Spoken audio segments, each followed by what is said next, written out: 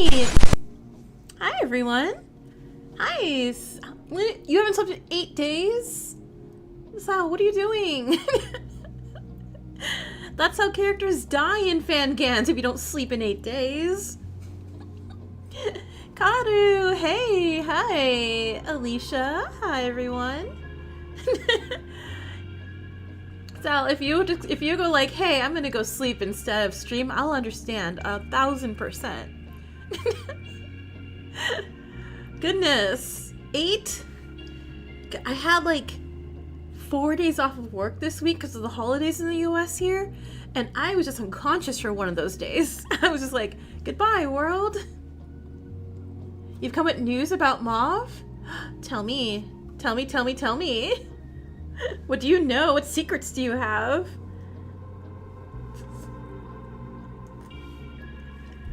It better not be the updates that like tomorrow. Because I have Antebellum to get through tomorrow. Not through, because I think it's like 8 hours. So that's going to be like December Saturdays. You're joking? Oh, that's good. Thank goodness. It's really about to be concerned for a little bit and be like, hey, I will turn this stream around. Zephy said that the release should be around sometime in December. Oh, that's exciting. And by exciting, I mean I hope my boy lives. But that's exciting. Okay, so that means December. It's gonna be Jikoronpa, because Jikoronpa says an update coming too, or did have an update. I'm so behind on everything. Kirby, hi. So, Ozzy, hey. So that's Mauve, Antebellum, Jikoronpa. So gotta do Tetro. Oh my god. I'm just gonna be non-stop playing D&Ds every day. Not D&Ds. Fangans. Sorry. Jiko's your best friend. Hi, Yoko. Radical, hi. So they animate during stream day for you? Yay, good. I can't wait to see more. I want to see more of your animation art. I'm so excited. Yeah, so last we left off in Jikoronpa, we kind of broke our protagonist here. I was like, hey, don't worry about anything. Why don't you just be a adorable vegetable and don't think? And it's like, oh no. 200 you're at 200 frames? Oh my god. Oh my god. Good luck, Carter. Good luck.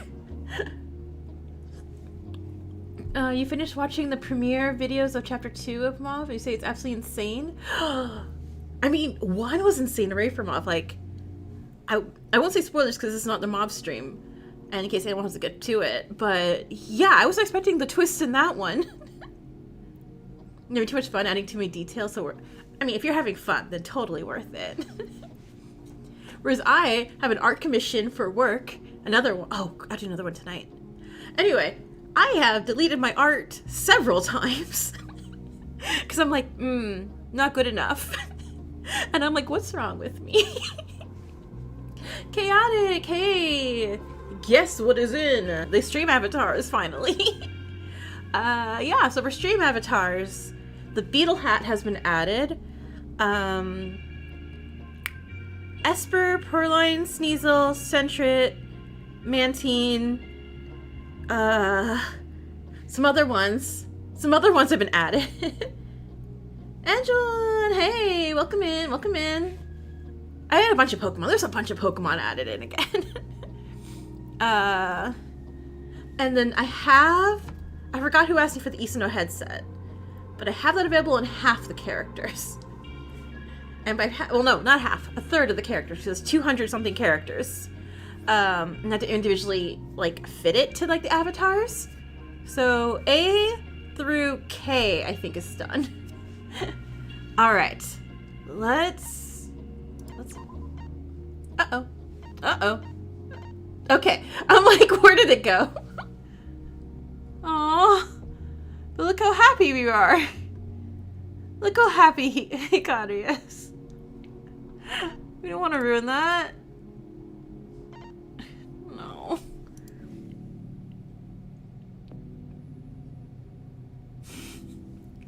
Let's let her be happy. Hikari was always seen as a shy girl. She rarely spoke up. If she did, it was to reassure others. At the start of her life, she was seen as kind. She was seen as sweet. She was seen as humble. In reality, that was different. Or at least, that's what she thought. Lady, hi! Yeah, absolutely. Yeah, join the animating and drawing and stuff in the background crowd. And let me just read to y'all. I'm totally cool with that. Yeah, so happy. Nothing bad happened. Nothing at all. At least that was what she thought. She had thoughts. Painful, scratching thoughts that made her head hurt. They were so loud, so persistent, that she felt like digging into her brain just to pull them out. That's not how thoughts work, of course. They're not physical. No matter how much they hurt, you can't attack them, no matter how much they attack you. Those thoughts grew worse as she grew up. People's opinions of her changed, too. As the kind, meek little girl, the beloved little sister of Naoki Hanasaki, she became known as the opposite, a plagiarist, an attention hog. Her brother grew distant. Her mother grew distant. Her brother, whom she loved dearly, said she was a burden. Her mother, whom she loved dearly, blamed her for her brother's setbacks. As her brother grew up, he only focused on his work. As she grew up, her mother only focused on his work. She was lonely. She was alone. The entire town heard of how she was trying to piggyback off of her brother's success. It was a small town after all. Everybody knew each other. Everybody knew everything about each other. Everybody knew how terrible of a person Hikari was. Everybody stared at her with disgust. Everybody groaned when they saw her enter a room.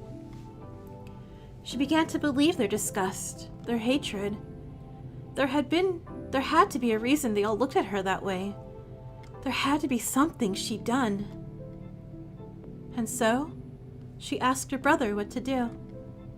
You are your own person.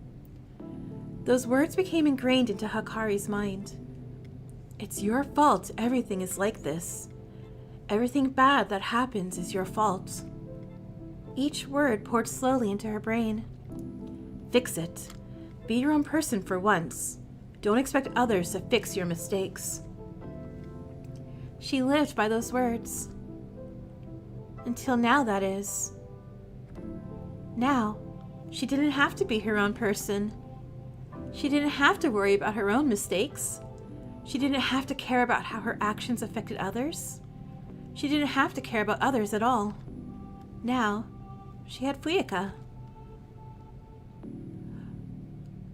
Well, that was sad as all heck. Once upon a time, there was an ugly Hikari. She was so ugly, everyone died. The end. So I think going into this, I think Fuyuka's gonna be a victim. And I think, because I really do think that this is gonna be a lot of just like chapter 3 and chapter 4 of just like really trying to break Hikari down, and then chapter 5 being like her ascension to like ultimate Hope Makoto likeness. Because yeah, I think we're gonna hit rock bottom with Hikari soon. I think it's gonna be a Fuyuka's death. It was an hour after the trial. It was early into the morning, or late at night, depending how you look at it. What do I do now? I don't think I'll even be able to look at anybody here now. Mayon, Toshi, and Kazuyuki are willing to let people die for their own selfish reasons. Colette's identity isn't real. Ryu tried to kill me. Chiyuki suddenly became violent. Everyone is so... Just try your best. If anybody tries to deceive or hurt you, you'll have the element of surprise on your side. You're stronger than you look. Just trust in that. I don't know. Can I do this? Can I really do this, Fuyuka?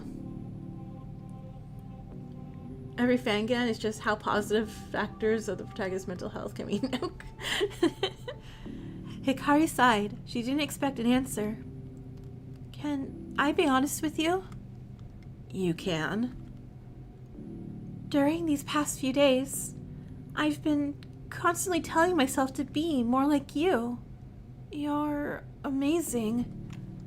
You've hardly changed at all since the beginning, while everyone else has. You're so strong and passionate and brave and beautiful and just everything.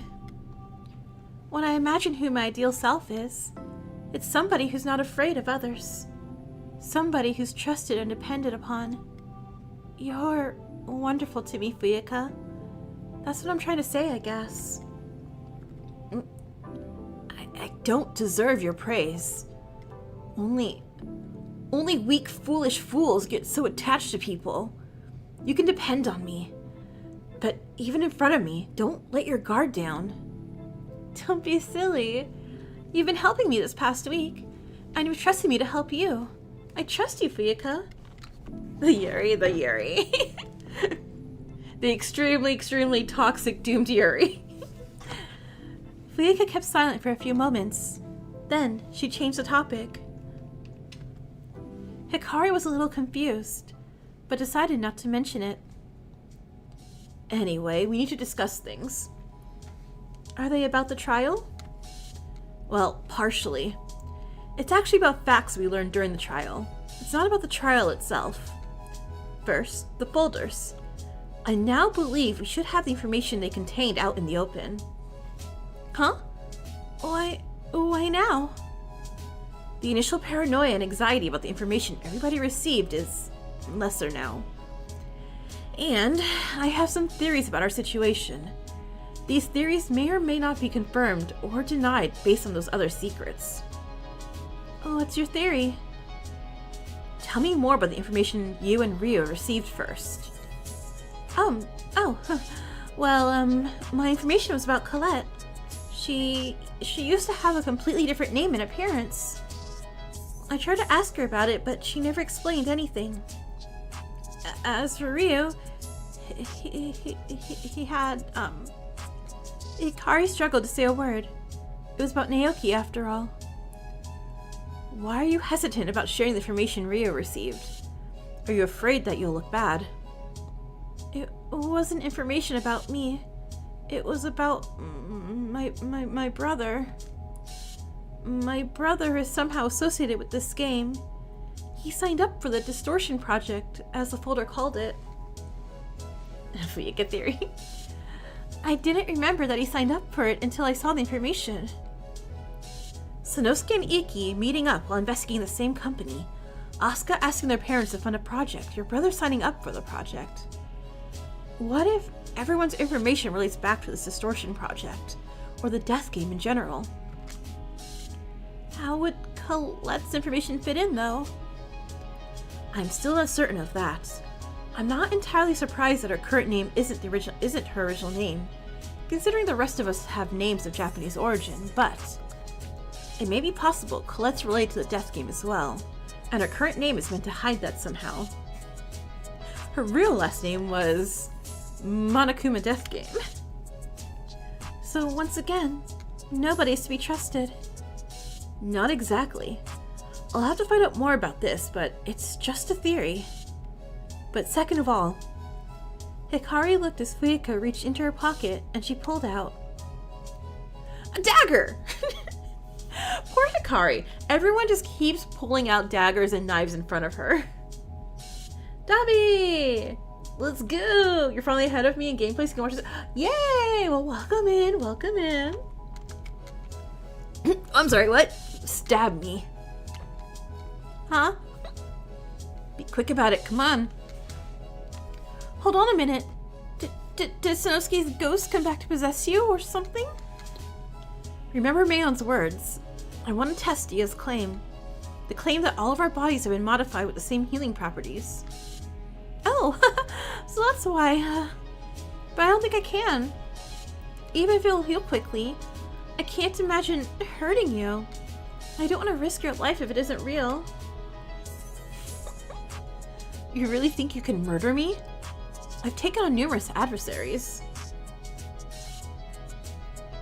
You're only on day 13, so just one day. If anything, you'd have to be subtle about killing me. Poison, potentially a trap to electrocute me, setting a room on fire or trapping me inside, or... Okay, hold on. Do we screenshot this? And if Fuyuka dies to any of these, we're like, Fuyuka. Fuyuka. Okay. That's enough. Are you sure about this? Absolutely. Okay, I'll try my best. Hiya! Hikari shivered, reaching towards the dagger Fuyuka held. She wrapped her fingers around it, and with the slowest of movements, oh no. Hikari, darling Hikari, closed her eyes and swung a weapon at Fuyuka. Okay, there. Did I hit anything? What the? Hikari opened her eyes. Oh no, did I hurt you? I'm so sorry. You cut my pinky, and it didn't even bleed. I thought you were weak, but this? Even a kitten has a better chance at turning me into a cadaver. I'll take that as a compliment. Honestly, I think Fuyuka just stuck her hand out, so Hikari would hit her. Maybe you can ask... I love the writing right now. Maybe you can ask somebody else. I'm sure Mayon will be up to stabbing you. Not a bad idea. Even if you were joking. Hey. Trial the pinky finger? No. Hey, I have a question. Yes? I asked this earlier, but I'm still unsure of what to do. Regarding everyone. I know none of them are to be trusted, but do I hide myself away? Do I stay near you the entire time? Do I pretend like everything is fine? Do the last one. Be on your guard, but know you have the advantage. You can predict if they are deceiving you. Right. I'll pretend. Hikari took a deep breath. It feels wrong to be the one deceiving others. But if Fuyuka says it's fine, then it must be. Thank you, Fuyuka. I knew I already said that, but thank you. Don't thank me, please. Anyway, I'll have to go until tomorrow. Tomorrow, right. After they talked about some plans for the next morning, Fuyuka left. Hikari sighed. It felt like that night was longer than any other night before. From the victims to the trial, to Sanosuke's punishment, everything was too intense. And it scared her that she was starting to get used to it. She shook her head. It'd be better for her to get some rest. She shouldn't think about this any longer.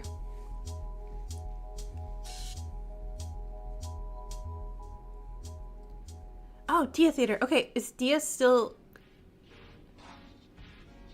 Nope. You called out, but no distortion came. Yeah, because Dia said something, I think, last trial, right? It's like, believe and see the dreams. So I guess whoever is watching over Dia in the death game noticed, and I'm assuming that Dia is punished. Hikari woke up. The process of waking up was the same as every other day. It was repetitive. She thought about what she should do for the day. Would more doors open up? Would another motive be revealed? If it's going to be a pattern, then they should at least have one quiet day. She wasn't sure. All she was sure of was that she should head to the ballroom. Fuyuka's plan to get everybody's information out in the open was going to commence very soon. Dia's just in the bathroom. Everybody was there, gathered at Fuyuka's command, no doubt. Reminds me of our first day here, huh? Our number of warriors is down to 10.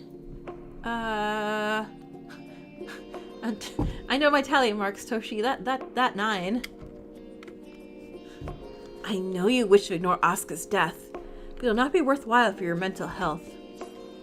You're nothing but another villain who caused their death. I'm not going to listen to you. You should listen or else. Fine. It's too empty here. Even the faulty humor and loud remarks are missed. Iki would have said something positive about the current silence. And Sanosuke would have made a joke. Asuka would have laughed with Toshi. everyone would have done something. I bet they all would. It's ignorant, but we do need to keep up our morale somehow. I'm used to it. I don't care if you're used to it. It's too fucking quiet. What about you, Gremlin? You'd usually say something about being the Lord of the Death or Queen of Hell by now. No, is Colette broken too? No. By the way, for Black Friday, I did buy my Colette wig, so that should be here soon. I guess later, whenever it ships. Because Colette cosplay for the finale. Come on, you piece of shit. Say something like, I don't know, that creepy laugh of yours. That, you know, ho ho ho ho ho. I need to hear that scary-ass laugh. Don't talk to me like I'm your friend, Mayon. Colette's, yeah, we got to spare Colette. What?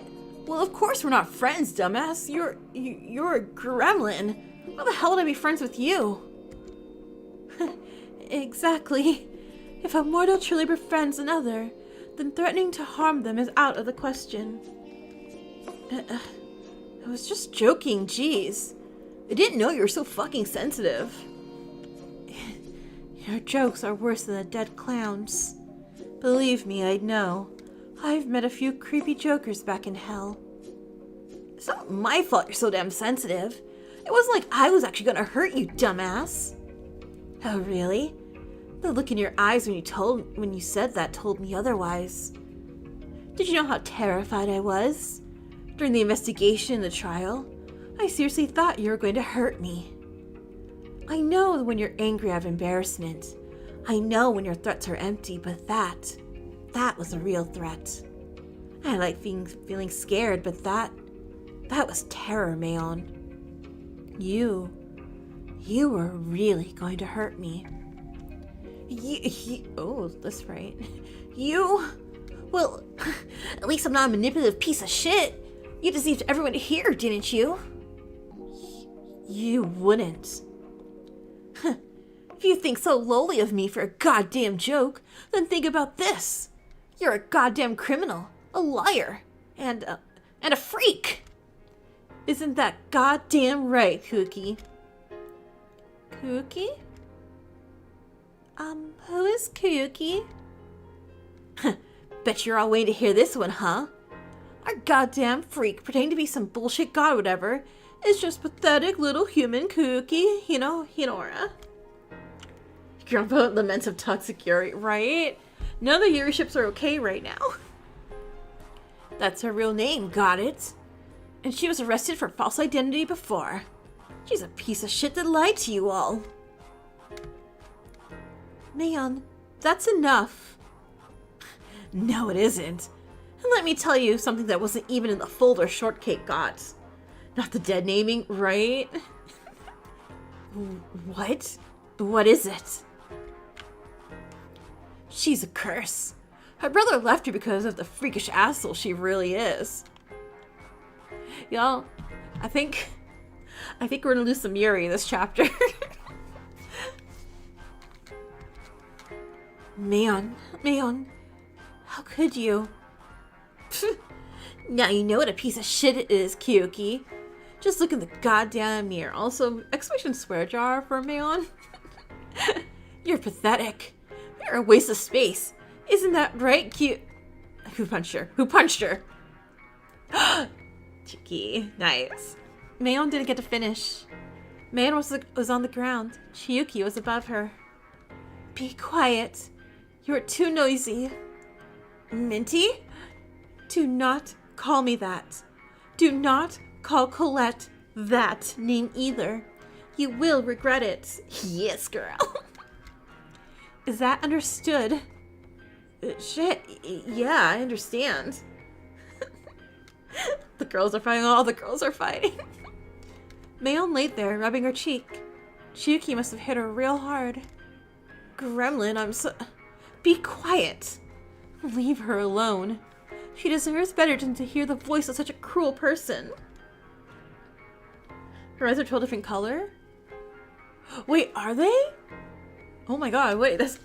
Dang. Are you all done? I am done with her. What do you want? I want everyone to reveal the information. What? How could that possibly help us? You saw everything they caused, haven't you?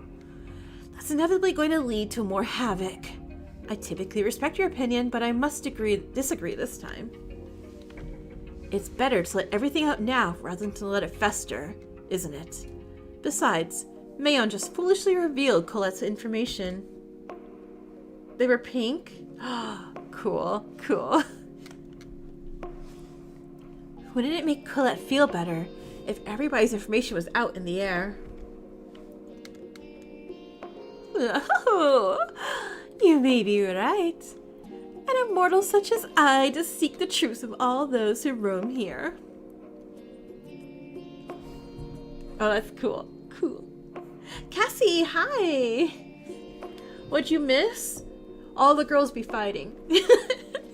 All the girls are beating each other down. Yes, I do not care whether my information is out in the air or not. Same with me. I can admit what mine had right now. I don't care. Wait, come on, those burn books. Whatever you all want. I never checked the folder I received anyway. If it helps the group in any way, I'm open to it. That's my duty. My remaining duty. You don't think it worked? So, almost everyone is open to it, right? If everyone is, then I guess I can't argue. I hope it, really does absolve us of some of our negative feelings. Because the murder started. It seems that no matter which side I take, it's always the lesser felt. Whatever. It seems you and I must deal with it, Ryu. Oh, it's okay. Whatever happens, I'll try my best to deal with it. I give anyone who has my information my permission to reveal it. Nah, I'll do it. You! Ah, shit, stop doing that. What is it now, Dia? Preparing another motive? I've been, busy. That's all. Hikaru remembered she didn't have a dream last night. What happened to Dia last night? Did they somehow get in trouble with whoever programmed them? I'll let everyone know the secrets. There's no need for you to risk all your lives there, because I'm gonna risk them myself. So generous. Sanosuke was right, wasn't he? You're on our side, aren't you? Don't assume things. I'm a supporter of nobody. I'm a totally 100% malevolent evil robot, aren't I? Let me share this information, okay? Yes, please do so. Finally! Who wants to go first? I'll go first. Please, reveal my information. Your information was that you ruined the project of somebody else for your own benefit. Or at least, that's how it was meant to be portrayed. The project of my mom's friend. I remember now. I ruined it, didn't I? In reality, it was an accident. You did have intrusive thoughts about ruining it, so your mother's film could get produced without trouble, but you didn't. You only did so by accident. Okay, as evidence of any kind, how did Dia and the mastermind or whoever know Ryu's intrusive thoughts? With intrusive thoughts being those random thoughts you get in the back of your head that you don't speak or act upon? Like, what? These snippets of information are all such stupid factoids. Why do they gotta dig so deep just for some nonsense worded in a bad way? If I was in charge of these information folders, I totally would have gone spicier stuff with these, not this fake news. But still, if I didn't do that, then... it's not your fault. Because it's that dumb old producer's fault for not locking up their important work. Letting a teenager near it? I mean, come on. It was just asking to be sabotaged. And Dia goes canonically into Hikari's dreams. Yeah, so I'm like wondering. That's less a mechanical thing, right? Unless it's like a VR type style thing. And that's... Maybe we're back to aliens again. This entire Fangan, like, year's been like, what if aliens? Like I said, this stuff sucks. It's all such a bore. It's making me want to be the next Sleeping Beauty. So now, who's next? Dia started reading out their secrets one by one. Mayon's secret was that she had committed arson, when in actuality it was a bike accident. She tried her best to fix the damage as a result of it. So, wait, these aren't really bad. Chiyuki's secret was about letting a fan die under her watch. Except that it was an entirely unrelated incident that took place near a site where she was performing. The victim just happened to be a fan. Toshi being involved with an organization taking advantage of others. Ikari's brother being behind the game. Fuyuka being responsible for the deaths of an entire family.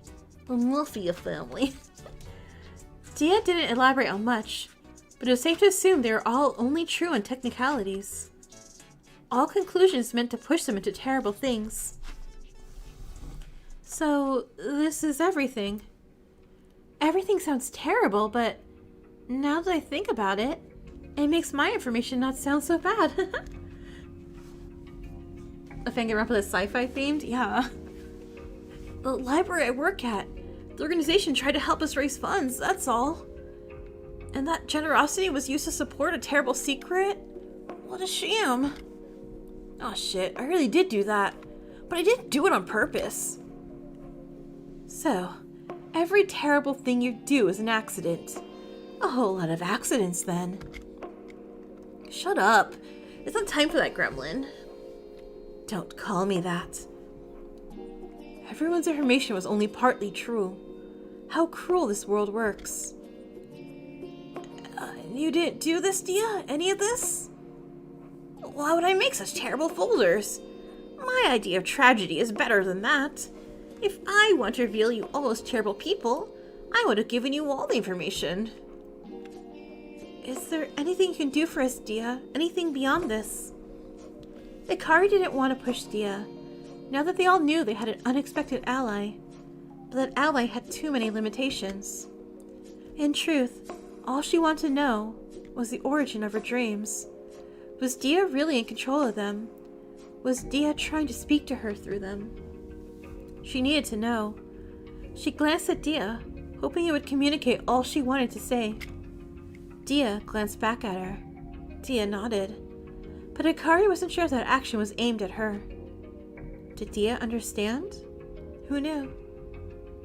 What should we do now? All of us know everything. I am certain that none of us wish to elaborate upon our information any further. I know what I'm about to do.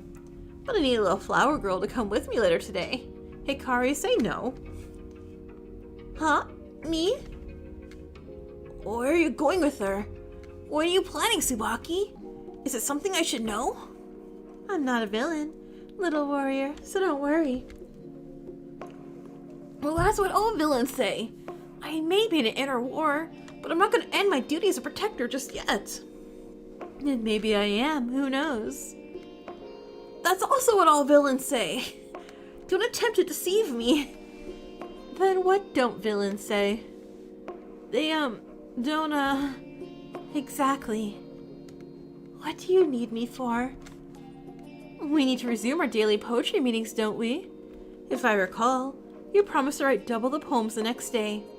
It's the next day well, I was too busy not thinking. So, I don't know, Tsubaki. Oh, right. Fuyuka, do I have permission to write 2 poems? Oh my god. She did go to that. Hikari looked back at Fuyuka and Fuyuka smiled. Go ahead. Oh my god. We literally just... We asked her permission. Okay, Tsubaki. Fuyuka said yes. I'll meet up with you later. Great. I'll meet you at your room when I need you. Jikoronpa Literature Club. With the morning meeting over, Hikari stumbled to her room. Something still troubled her. She didn't remember the context of her folder's information. Once everything was revealed, everybody else remembered the context of their information, so why couldn't she? Why was her secret about her brother, and not anything she did? She was sure something in her past could have worked for this. Okay, so in the little thing in the beginning where it kept saying she was piggybacking off her brother's success and she wanted to be just like her brother, literally at her mercies is awful. Do we think that somehow she took her brother's place in the death game? For whatever reason? I don't know. Or she maybe just put, I don't know. But then again, all the information took place within the last 6 months. 6 months everyone forgot about. Why 6 months specifically? Did Hikari not have anything bad enough within the last 6 months to write about? She's sure that's a lie, considering how many rumors her family makes about her. Would she ever know? Could she ever know? Should she ever know? Well, it's free time. What should we do? Okay. I guess we go ask Fuyuka every 3 seconds. Fuyuka, can we go spend free time with this person? Oh, wait, hold on. So who's like relatively close? Well, I can't do that. I could start doing Colette's. And it would explain why she is younger than the rest of the cast. 30 frames left! Karu, you're working so fast. I could be funny and just do Fuyuka only. I finished Chiyuki. Yeah.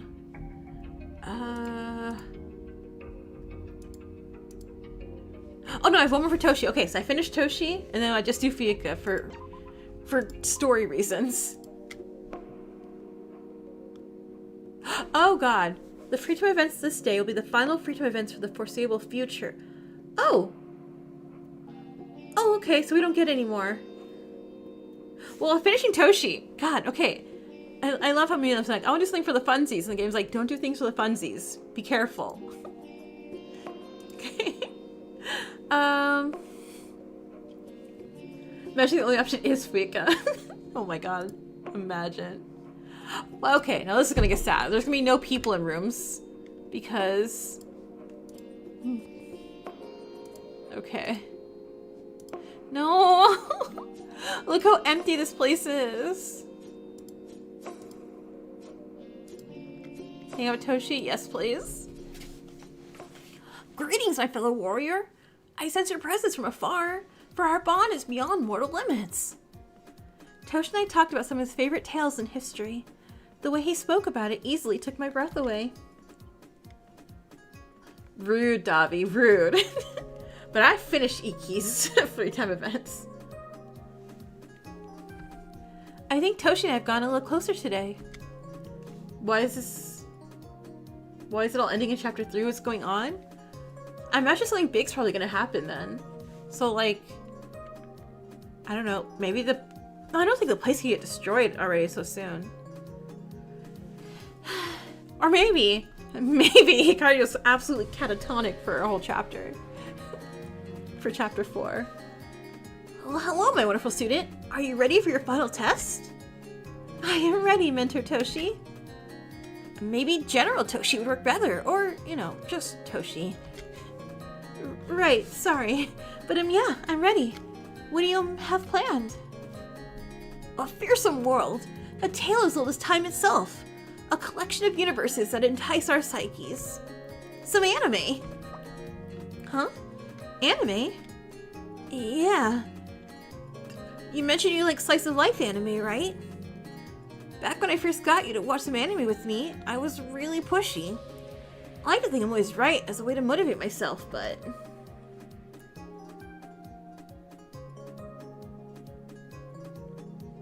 You've been really that's fine.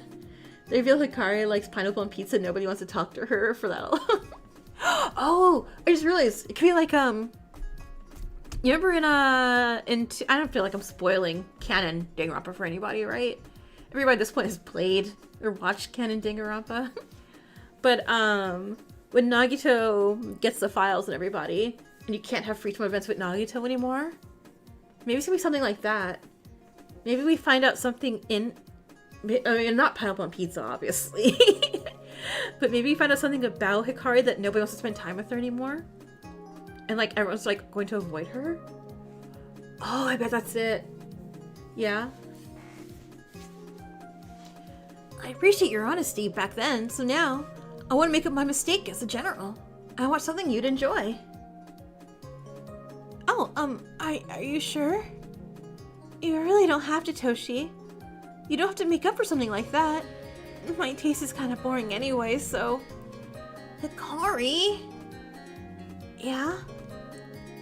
My warriors get a look of pure, unadulterated joy in their eyes while talking about something that's the best thing in the world. I'll enjoy whatever you put on. You're right. You're right, I can do this. Let me see what's in the cabinets first.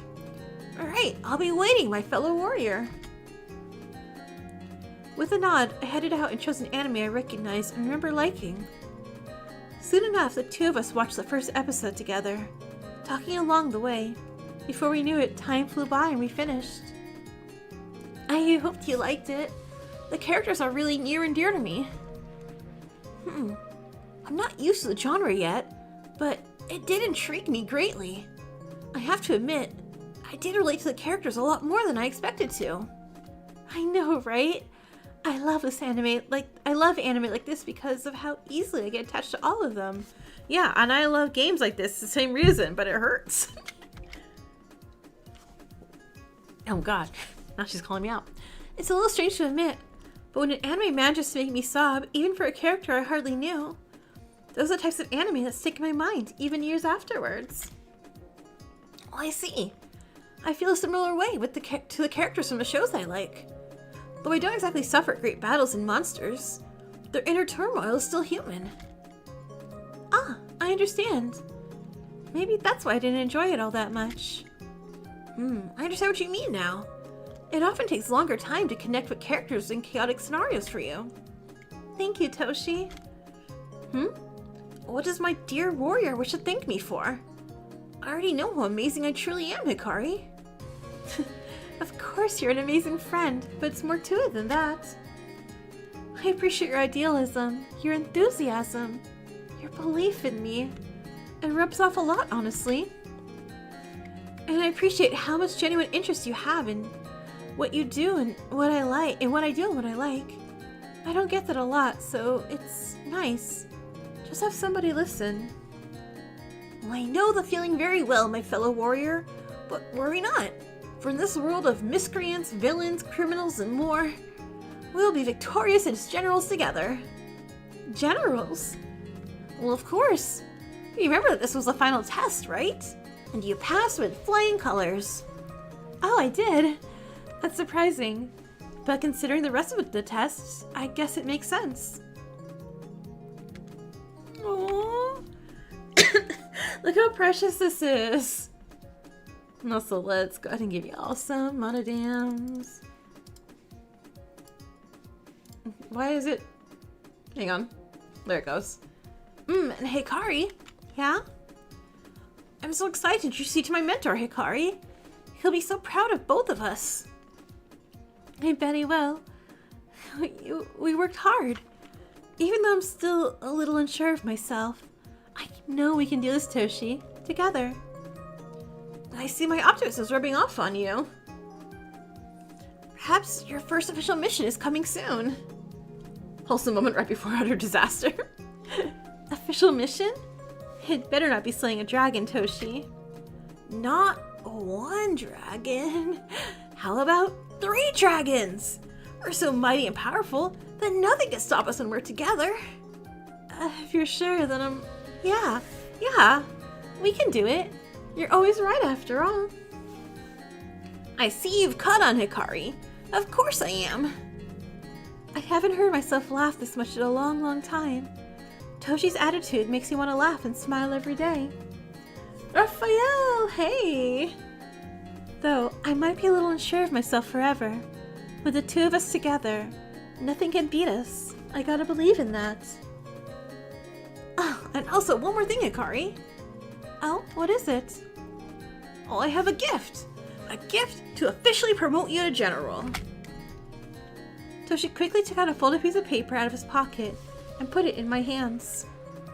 Of course, Toshi. I'll protect the symbol of our bond forever. Mm-hmm. Oh, I know you will. As fellow warriors, our bond surpasses all. Though it may be an exaggeration of the eyes in anybody else. It feels like we have an unbreakable bond. Free time and Toshi's poem! Heck yeah, we're gonna go view it! Soon, I headed back to my room.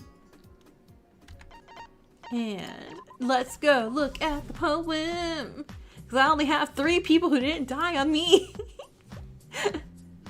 Okay, Toshi Tsukamoto's poem. Reading it gives you a sense of both joy and tragedy at once. It clearly tells the story of a hero's journey, but the vague ending gives a sense of mystery. Still, you could comfortably imagine singing it with Toshi as a sort of ballad, as if the 2 of you were bards. One fateful day came a bright spark.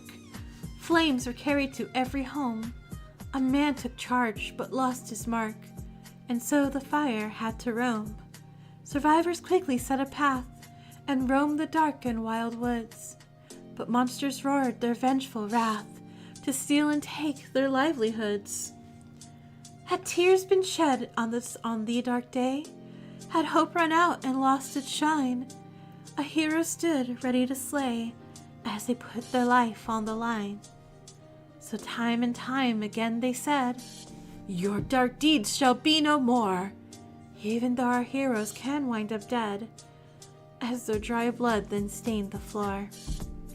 But he went on to find a clue, and to do all he could to save what had been bright and fully true on one single fateful day.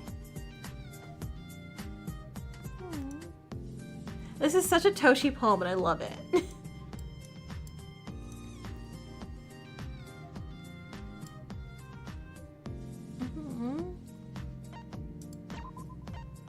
Aww. Toshi, stay alive. Please. Alright, she has a bit more time before meeting with Tsubaki. What should she do? Well, she'll temporarily return to normal for Fuyuka's... Wait, she'll temporarily... Oh, okay, got it. We'll be a little less broken. That was so Toshi could have for reals, right? Oops.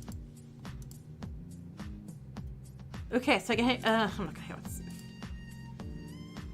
Who do I have? I couldn't... I guess I'm gonna hang with Fuyuka. Fuyuka, where are you, though? Wait. Can I not hang out with Fuyuka?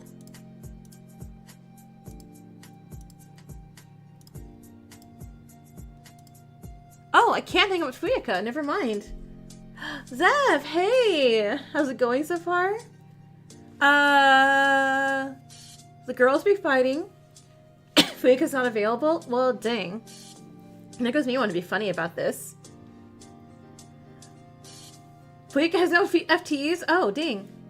Colette? Did I not finish Colette? I didn't finish Colette, did I? Alright, Colette. A real little face there. Okay. There seems to be a Spike Slim Jump for a few minutes. You're gonna go watch it though? You don't understand Japanese. Yeah, go. Alright, Colette time! A pretty little flower petal. What has led you here, I wonder? Hikari like... Oh, dang. Even the music was like, hey. Is this Colette's theme song?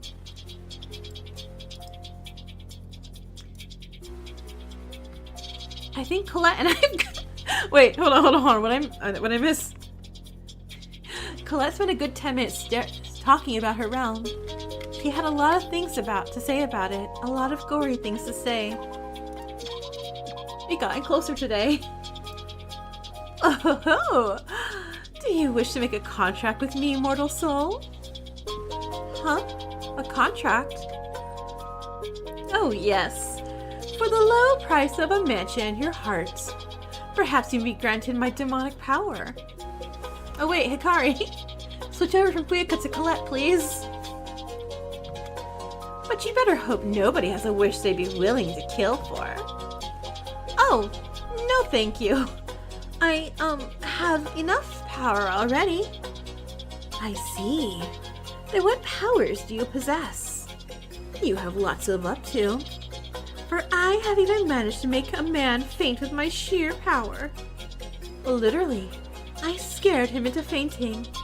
It's a miracle nobody sued me. I can make good flower puns?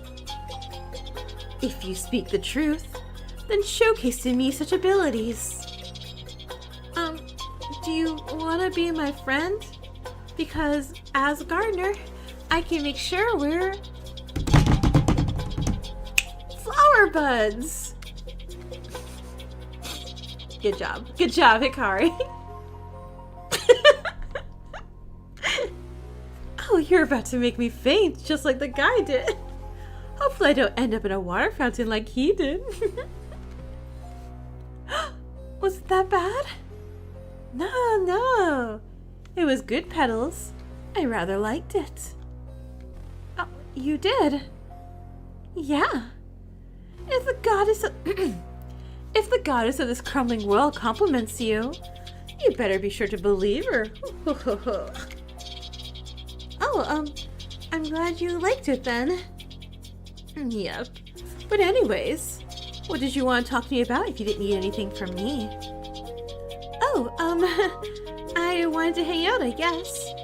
You seem like a really interesting person. Your personality is more extravagant than what I'm used to, but I think you're not bad still. Extravagant? Yeah, I can see that. It takes a while for some to get used to this act of mine. But hey, it's fun to pretend to be the Queen of Darkness, so who cares about what others think? No mortals can harm the inner psyche of such a powerful entity such as me, after all. I understand. There are some drama kids back in my town who really got into those kinds of theater acts. It was a lot of fun when I ran into them, even if a bit strange at first. Oh, perhaps I shall join my gang one day. Oh my god, imagine her and Gundam just doing anything together. Her gonna actually no, throw in Sonia too. This screen's gonna go a little wonky one more time as I fix sounds. There we go. Huh? You have a gang? Indeed I do, little soul. We wander across the earth, harvesting laughter and spreading tales of our greatness upon this land. We scavenge, we terrorize, we fabricate and beguile and seduce. We are the ones who shall restore eternal darkness upon this earth. The felines! Huh? Your gang is a bunch of cats? Actually, this sounds oddly adorable. Like a little army of cats following you and meowing alongside you. Oh, but that's a misconception. Though it is a dream to have such an army of fantastical divines at my command, our group is only inspired by such entities. We're a group of teens and kids around our town. In reality, but it's a lot cooler with the way I said it before, ain't it? We even have matching tattoos. This little tattoo on my shoulder is a symbol of our extraordinary group. Do cats chase hamsters? Oh, absolutely. Oh, you remember when I called myself the Feline of Fables, right? Oh yeah. When you first introduced yourself to me, I think you mentioned that. Indeed, my loyal subject. Within my kingdom, all those who inhabit it are granted such a title. For example, alongside the Feline of Fables, there's also the Feline of Fireworks, the Feline of Fabrics, and more. Those little titles usually reflect our interests. I've always loved telling stories, especially horror ones, so... Whoa! So that's why you're the Feline of Fables. Oh my god, hopefully we get to be the Feline of Flowers at the end of her Freedom event. Indeed! Many of our divine missions center around telling stories to mortals in town, exploring abandoned places and more. No matter what, The Felines are the most wonderful group of individuals in any realm. You can trust me on that. That sounds so cool. I'd love to be in a little group like that. Doing random things together and having fun? I can imagine how awesome it'd be to have a huge group of friends like that. Then Colette's hacking will battle out against the Vortex Davis and oh no, you're right, they're right. Doing random things together and having fun. I can imagine how awesome it'd be to have a huge group of friends like that. But then again, that's unrealistic for somebody like me. At most, I've had temporary friends from school, I think. None lasted long enough to even really think about forming a friend group. I guess that's another reason why I'm so jealous of Naoki sometimes. A huge group of friends with similar interests is something I can only dream of. Who said it was unrealistic? I did? Was that a trick question? Oh, but don't fool yourself, mortal being. Even you may be able to ascend to godhood, being amongst the infinite constellations of the ethereal plane. By any chance, can you translate that into non-Colette speech? You can be part of my group if you want. You don't have to think of it as unrealistic anymore. Oh, I'm sorry, don't worry. You don't need to let me join because of what I said. Would a dandelion be considered a feline, a flower? Absolutely. Totally. You don't need to pity me. Trust me. I'll be okay. I'm sorry if I made you...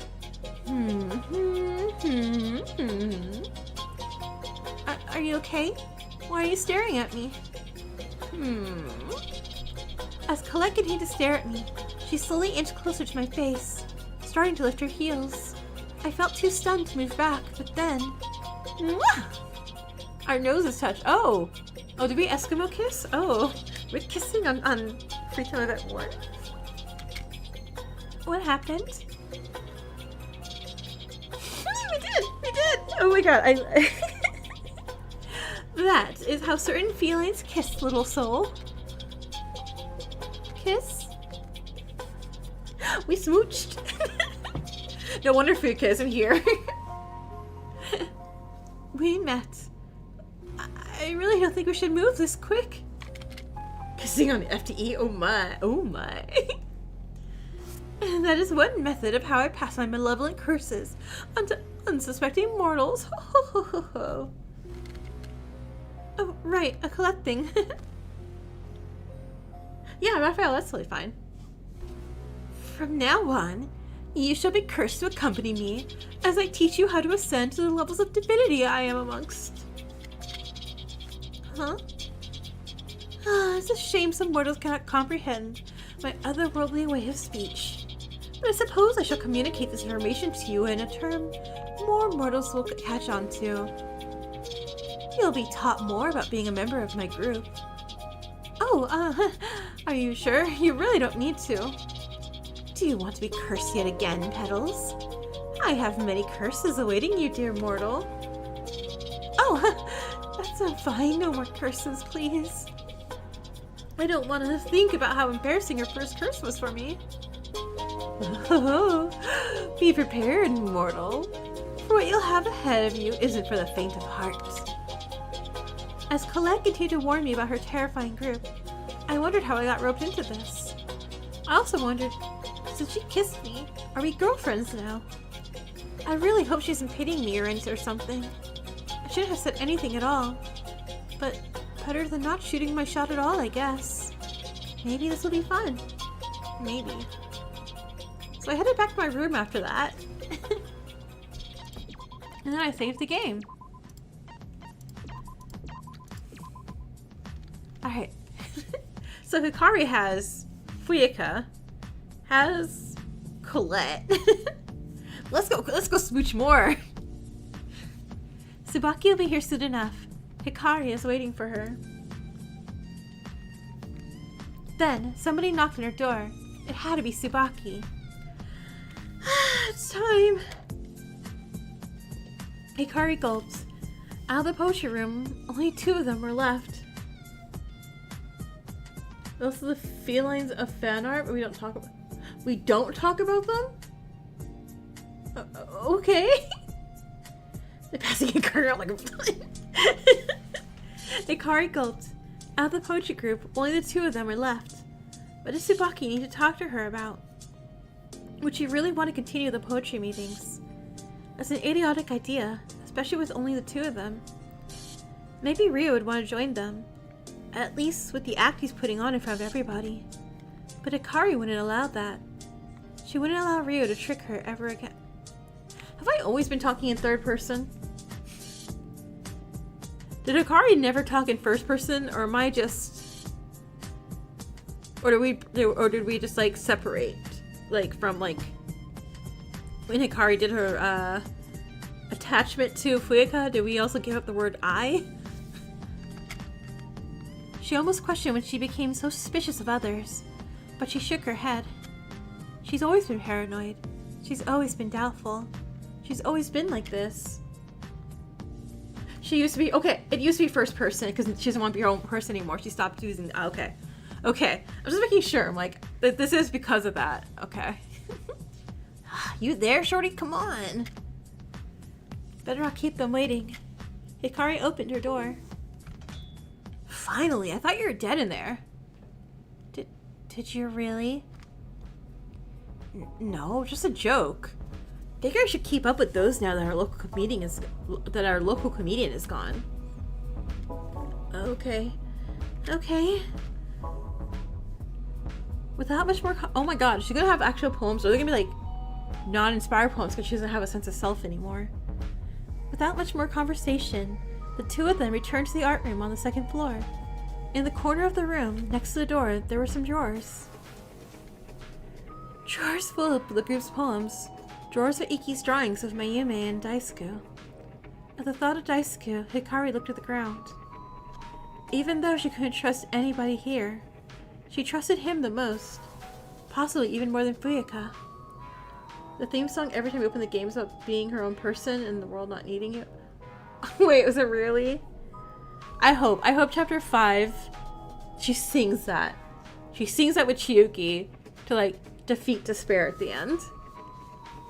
You know, she really triumphed over despair and, you know, became her own person again. That'd be a real feel-good ending game. just letting you know that. She missed him. Even him calling her a fool. Ah, well, I'm here now. Hikari forced the excitement in her voice. Don't be weak. Don't let others bother you. Don't let your guard down. Remember that, Hikari. Yep, you are. Tsubaki kept silent for a moment before speaking up again. Hey, shorty. What is it? Just a random question. Are you afraid of death?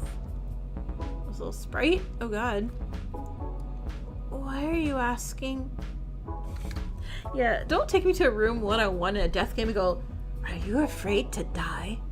Like, no. I mean, haven't all of us considered that question? There's a chance any of us could die here any day. The uncanny amount of Hikari death flags ever seeing is despair-inducing.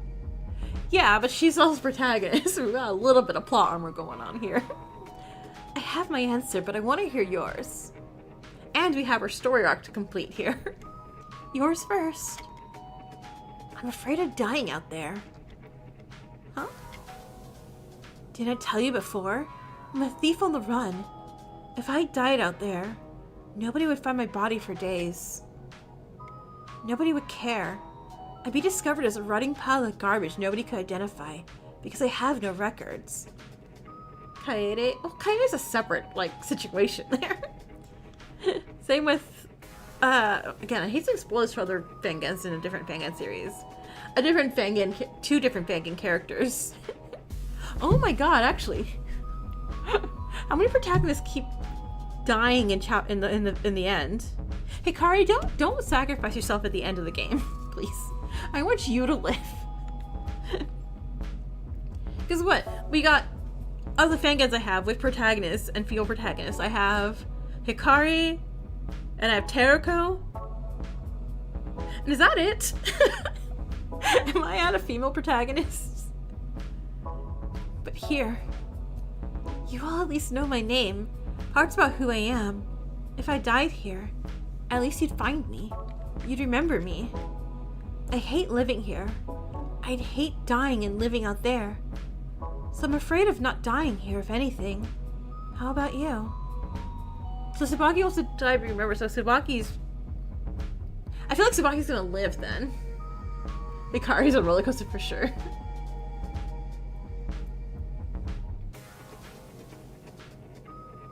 I'm going for ones I haven't completed yet. So yeah, it's like I know I had oh my god, why can't I remember her name?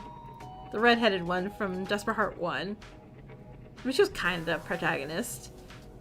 And then I had Charlotte from Desperate Heart 2. Periko from Despair Time. No, I'm not afraid of death. Toa! Toa! Why not? It's not like I'm actively looking for death, I mean. But if I was about to be killed, I wouldn't try to get away, if that makes sense.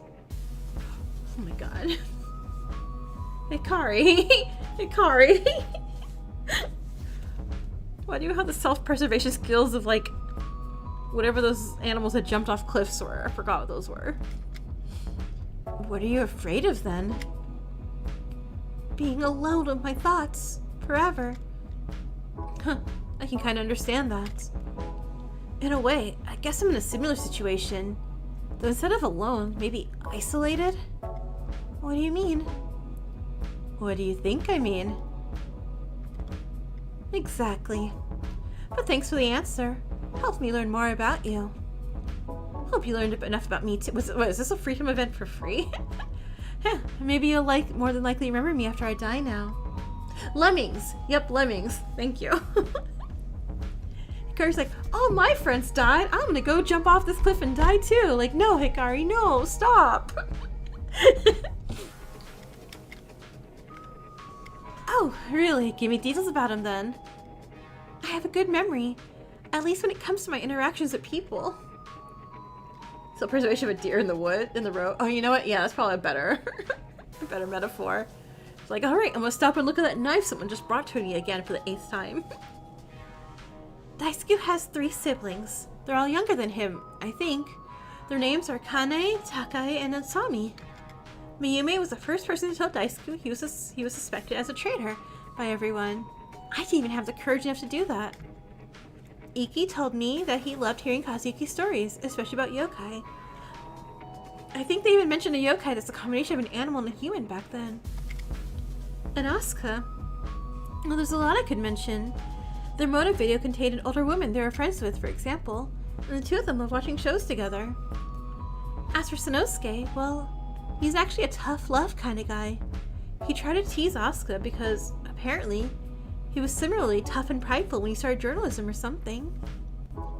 It's like I keep all these little details inside my head, and I never let them go. Even if I wanted to, I couldn't forget. That's just how my mind works. Oh, so Hikari literally not only just has, like, you know, anxiety, depression, and everything, also has way too much random trivia in her brain. So, you'll definitely remember me too. I would, but I know that. You won't die. Oh, why not? Because you want to. Anyone who wants to doesn't. That's the rules. You're kind of like Fueka, aren't you? You haven't let the deaths bother you. They bothered me before this. What bothered you? The deaths here? Not exactly. The deaths someplace else. Someplace else? What place? Did you notice how Dia didn't reveal my information? I did notice that, actually. Huh? You're right. They didn't. Nobody noticed, I could tell. I guess they were all too busy remembering their own. But I remembered everything about my own information already. What did you remember? What I'm about to tell you, please, do not tell anybody else. I won't. This might not be my first death game. But I know. It sounds bizarre. It sounds illogical, but it's true. I don't remember it fully, but I remember death. So much death, Hikari. Okay, never mind. Never mind. They are absolutely gonna die. I'm so sorry, Tsubaki. That sounds terrible. It was terrible. So terrible. Oh god, this face. Terrible, terrible, terrible, terrible, terrible, terrible, terrible, terrible. Yeah. I was like, I've been doing that for the CGs. Tsubaki. So sorry. Don't apologize. Whatever happened must have hurt you. It made me too used to death, Hikari. Too used to seeing other people's dead bodies. These brushes so realistic, like gives you shivers sometimes. Right? In fact, that's not just like one sprite of them being sad. There's like different level sprites of despair and anguish and sadness in there. So it just makes it feel like you know exactly how strong their sadness or despair is. And I really like that. And maybe too used to death, Hikari. Too used to seeing people's dead bodies. I don't want to be used to it, but I am. Can I tell you a secret? Yeah? I'm getting used to it too. Every morning, I expect to wake up here. Hikari! Every morning, I remember the sight of a dead body.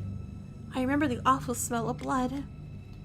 But that memory, that expectation, has started to not disgust me. I've started to get used to it. I've started to feel familiar. Oh my god. What if Hikari better not stab somebody to start to feel something again type of situation?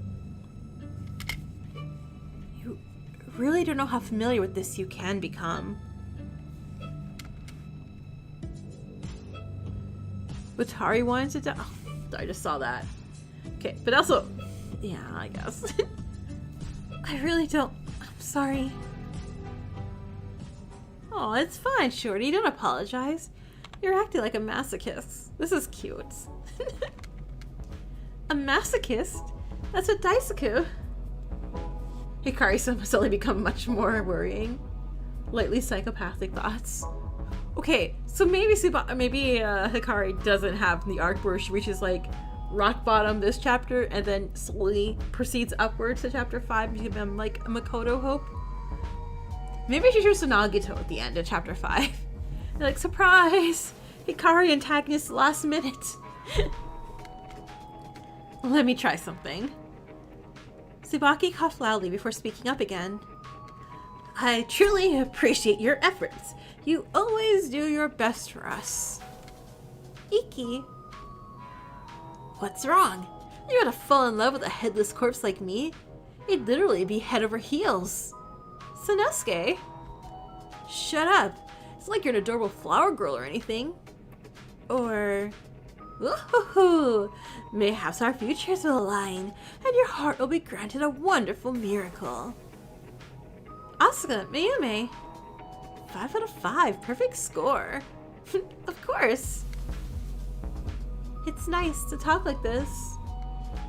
It almost makes it seem like none of them have died, even though they have. Hikari ignored the screams in her head, the voices yelling, stranger danger, stranger danger. Fuyuka would be so disappointed in her. Hikari, break up with Fuyuka, please. Yeah. I was going to ask if you want to continue the poetry meetings, but I'm guessing it's a no. It's a no, yeah. I don't think I'm ready. More Yuri moment. Got it. Guess I better head off since it's a no, but before I do, don't let Fuyuka tell you otherwise, got it? Huh? But... Hikari's about to ask what they meant, but with Tsubaki slamming the door, she didn't get a chance to. Don't let Fuyuka tell her otherwise about... what exactly? Hikari just was way better than everybody here. Maybe she misheard Tsubaki. Fuyuka wouldn't tell her anything wrong. Fuyuka wouldn't hurt her. Fuyuka's helping her not be her own person anymore after all. Right? Free time. What is... Okay, hold on. This isn't like a breaking the fourth wall situation, right? Where Hikari's gonna turn on me for forcing her to do all this? You could have turned the game off at any time, Dex. You could have stopped this. You could have gone back to the prologue when everyone was happy and alive.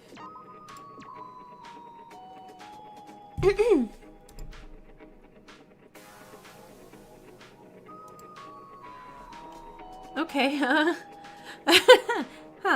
okay, let's keep going with...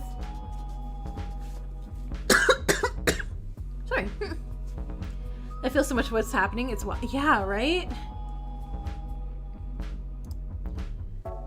Oh, I suppose my charms have lured you in once again. Colette started making demon-themed flirts at me. Even though I didn't get most of them, I still ended up rad. I think Colette and I have gotten a little closer today. So, what exactly do I have to be taught to be a member of your group? Well, usually you'd have to learn to access the Dark Realms I'm a queen of, but since you're new to this, we'll start easy. Let's summon a demon! Huh? But I don't think that's a good idea. Oh, but why not? All you have to do is follow these carefully written instructions. 12 candles, a dark room, the blood of an innocent, and... how about you tell me a story of yours instead? You said you're really good at telling stories, right? Well, I want to hear them, to get used to your group's vibes and stuff. Oh, what a wonderful plan, little mortal. I shall accept your terms for now. But, what tale of terror and tragedy should I tell? What do you think, little petal? Oh, how about how you got into poetry? Considering that's the one common thing with everybody here, it might be interesting. I see. What began my literary prowess into the metaphorical and fantastical realm of poetry? Let's see. Well, I'd say my group is responsible for that too. There's one girl a few years younger than me in our group. Though her actual name is Kosato, we call her the feline of fantasy. She always loved writing simple worded poems that told of horrific circumstances. Though she was young, they were really good. She inspired the rest of us to incorporate simplicity into our horror stories. Something simple and familiar can often lead to the most wonderful feeling of unease after all. Okay, actually, hang on 1 second. Let me be right back.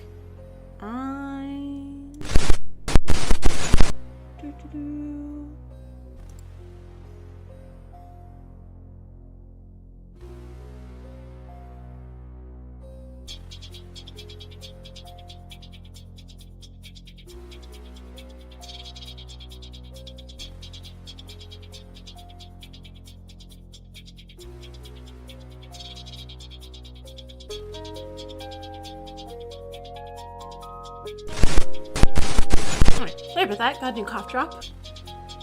I was like, I feel my voice just going already. And I'm like, what's happening? What's happening here? She inspired the rest of us to incorporate simplicity into our horror stories. Do this. Hikari's fighting. Hikari's fighting for her life. Oh no. She was a big reason why our group was accepted to begin with, too. Oh, she sounds really nice. It's wonderful that your group is so close like that. I bet they're awesome to be around. Oh yeah, I'm fine. It's just the weather constantly changing to like, hey, we're gonna be freezing, to like, not so much. Over and over again. It just messes with my, my general illnesses as always. Awesome. They're the most divine beings in my realm. Do you dare insult them? No, sorry, I didn't mean to. Hikari won! Yay! Good, Hikari, good. Oh, you shall be forgiven now, foolish mortal. But watch your words, or the curses within this forsaken world will latch onto you one day. Right. Oh, but, A second ago, you mentioned that she helped you guys be accepted. What do you mean by that? Oh, right. Well, at first, my group wasn't exactly popular around town.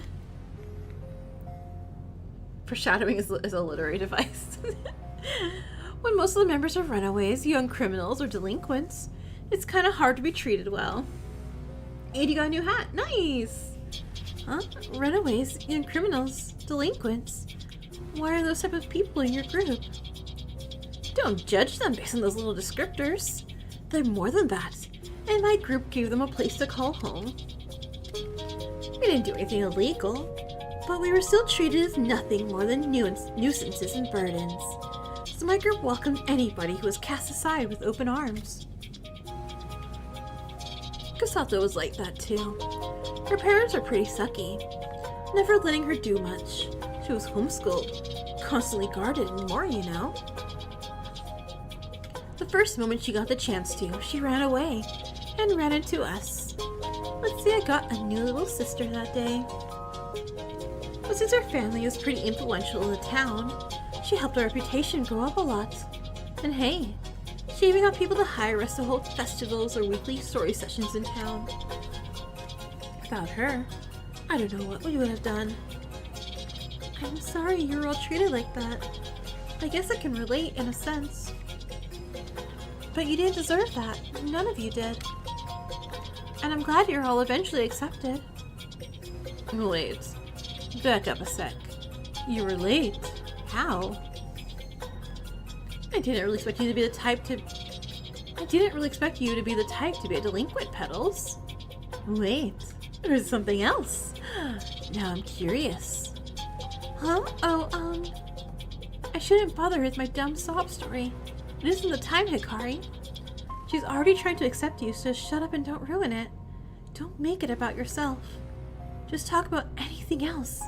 Do anything else. Don't ruin it. But would talking about it ruin it? No. I should be honest with Colette. She might know what it's like, right? She won't judge or be bothered. I hope. Oh, it's not much. Just some stuff about my older brother and mom, you know. A lot of the time, he worked pretty hard on studying and writing, and a lot of different stuff. My mom kind of focused on him a lot. Meanwhile, I was just pushed aside a bit, maybe, but it's okay. He deserved all the attention. He worked really hard. Older brother, huh? So you're a little sister. That is quite cute. Huh? Yeah, what about it? Nothing. I just thought it'd be fitting for you to be a younger sibling. You seem like it. How do I seem like a younger sibling? Oh, I don't know. Kind of give the vibe of, let's say, a sibling that wants to be like their older one, you know? You got it. It's embarrassing to admit it, but I've always tried to be more like him when I was younger. Writing poetry, dyeing my hair black like he did, trying to study hard, I did it all. Sometimes, I remember just wanting to be anybody but myself. Wanting to be like him or like anybody else. Someone I admired. Oh, sorry for the rambling. I shouldn't have. I probably gave a little too much information, So, a mortal can experience similarities and frustrations to a divine, I see. Huh? You would make a wonderful test subject for my kingdom, Petals. Not test subject, just wonderful subject for my kingdom, Petals. Hearing about your experiences truly makes me comprehend your capabilities. But for your entrance into my realm of darkness, there is a final test you must partake in. Once again, what? Prepare yourself, fragile soul. The next time we come across each other in this enclosed realm, you shall face my divine wrath. How many times did I repeat, huh? My auditory receivers do not acknowledge your perturbed responses. Oh, so this is a Colette thing then. Good to know. Next thing I know, you'll sneak up behind me when I'm not paying attention and... Boo! Colette touched my shoulders and ran away moments after. She definitely has decent timing, that's for sure. But she did seem to act a little strangely at the mention of my brother. This is a random assumption, but is it possible that she's a younger sibling as well. But with her group being full of people her own age, maybe it's got something to do. Maybe it's something she got reminded of and sees them as siblings. Either way, I'll have to prepare myself for whatever test she has prepared for me. Soon, I headed back to my room. More free time. Tell her what to do. What I am going to do is I'm going to go do system. Let me save the game real quick. Then let me go to options real fast. Let me...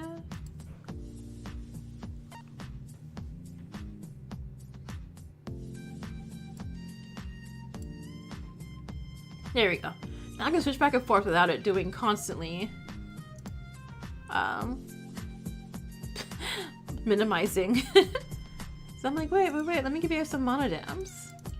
Whee!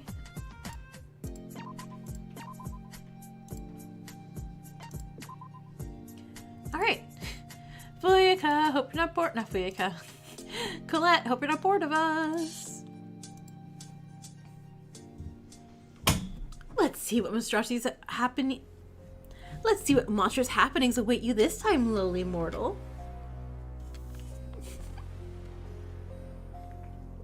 Colette told me about the monstrous creature that inhabited her realm. Though the descriptions initially scared me, I eventually found out she was describing a cat. There we go. I think Colette and I have gone a little closer today. Are you ready for your test, fragile mortal soul? As ready as I'll ever be, I guess. But if your test includes storytelling, or writing, or anything like that, I bet I'm gonna fail automatically. Nothing like that, fortunately for you. It is some simple questions. Simple questions? That's a trick, right? That sounds a little too simple for a self-proclaimed worst nightmare of everyone here. Or by simple questions, do you mean something like, how do I imagine myself dying? Or what my fate in the afterlife will be? Oh, that's the fun of it. The simplicity is real. The simplicity is familiar. The simplicity lures you in, step by step, little by little, pulling you closer to its grasp. Colette's words slowed more and more, growing quieter as if they were a whisper. Until BAM! It gets ya. Ah! See? Just like that. I guess you're right. Still, I guess I expect something more intense from you scare-wise. But I guess I should wait until the end of this little test to make a judgment, huh? Indeed. Are you ready to begin? I guess I am. Good. Now close your eyes. If you say so. I closed my eyes. The world turned to darkness. Listen to my voice. Focus on it. Answer this. Who are you? Huh? I'm Hikari.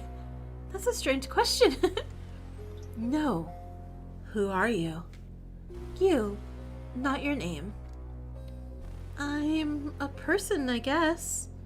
I like to garden, I guess. And I write poetry, or at least try to. But none of it's very good. Not your hobbies. Not what you do. You. I don't know who I am. Why is that? I don't think I like who I am. I like others. I like their confidence. I want to be like them. I want to be them. I don't want to be who I am. Who I am is somebody that makes things worse for others. Somebody that doesn't belong. Somebody weak, frozen to the ground, wishing they could be confident and powerful and strong and passionate and kind and everything else. It's funny, kind of, when I think about it. I think I'd take any opportunity to be somebody else, to change everything about myself, but how would I react if the opportunity came? Would I even think I deserved that level of confidence? Would I want the opportunity to go to somebody else? In the end, I don't know. I feel like no matter what I do, I'd be avoiding something. Not accepting who I was in the past. Not even focusing on myself in the present. Not wanting to be myself in the future. No matter the time, I feel like I'll never like the Sakari that I am. I'm just rambling now, aren't I? That probably got a little too personal. I think I'll open my eyes and end the test here. Thanks for the offer, Colette, but... no. I opened my eyes. Colette was there. She was crying. Colette? Colette, are you okay? Colette? My gang. All of them said the same. That they don't want to be who they are. Colette, I'm sorry. I didn't realize that. But I like who you are. I like all of them as they are. All of them are amazing as they are. I wouldn't change a single thing about them. I love them. Huh? I am the Queen of Darkness, the protector of those within the underworld realms. So I protect them. I give them a home. I give them a place where they can be themselves and not be judged or pushed aside. But hearing you say that, what's wrong with me? What am I saying? This isn't me. This isn't who I am. I'm stronger than this. I'm stronger than this. I'm Colette.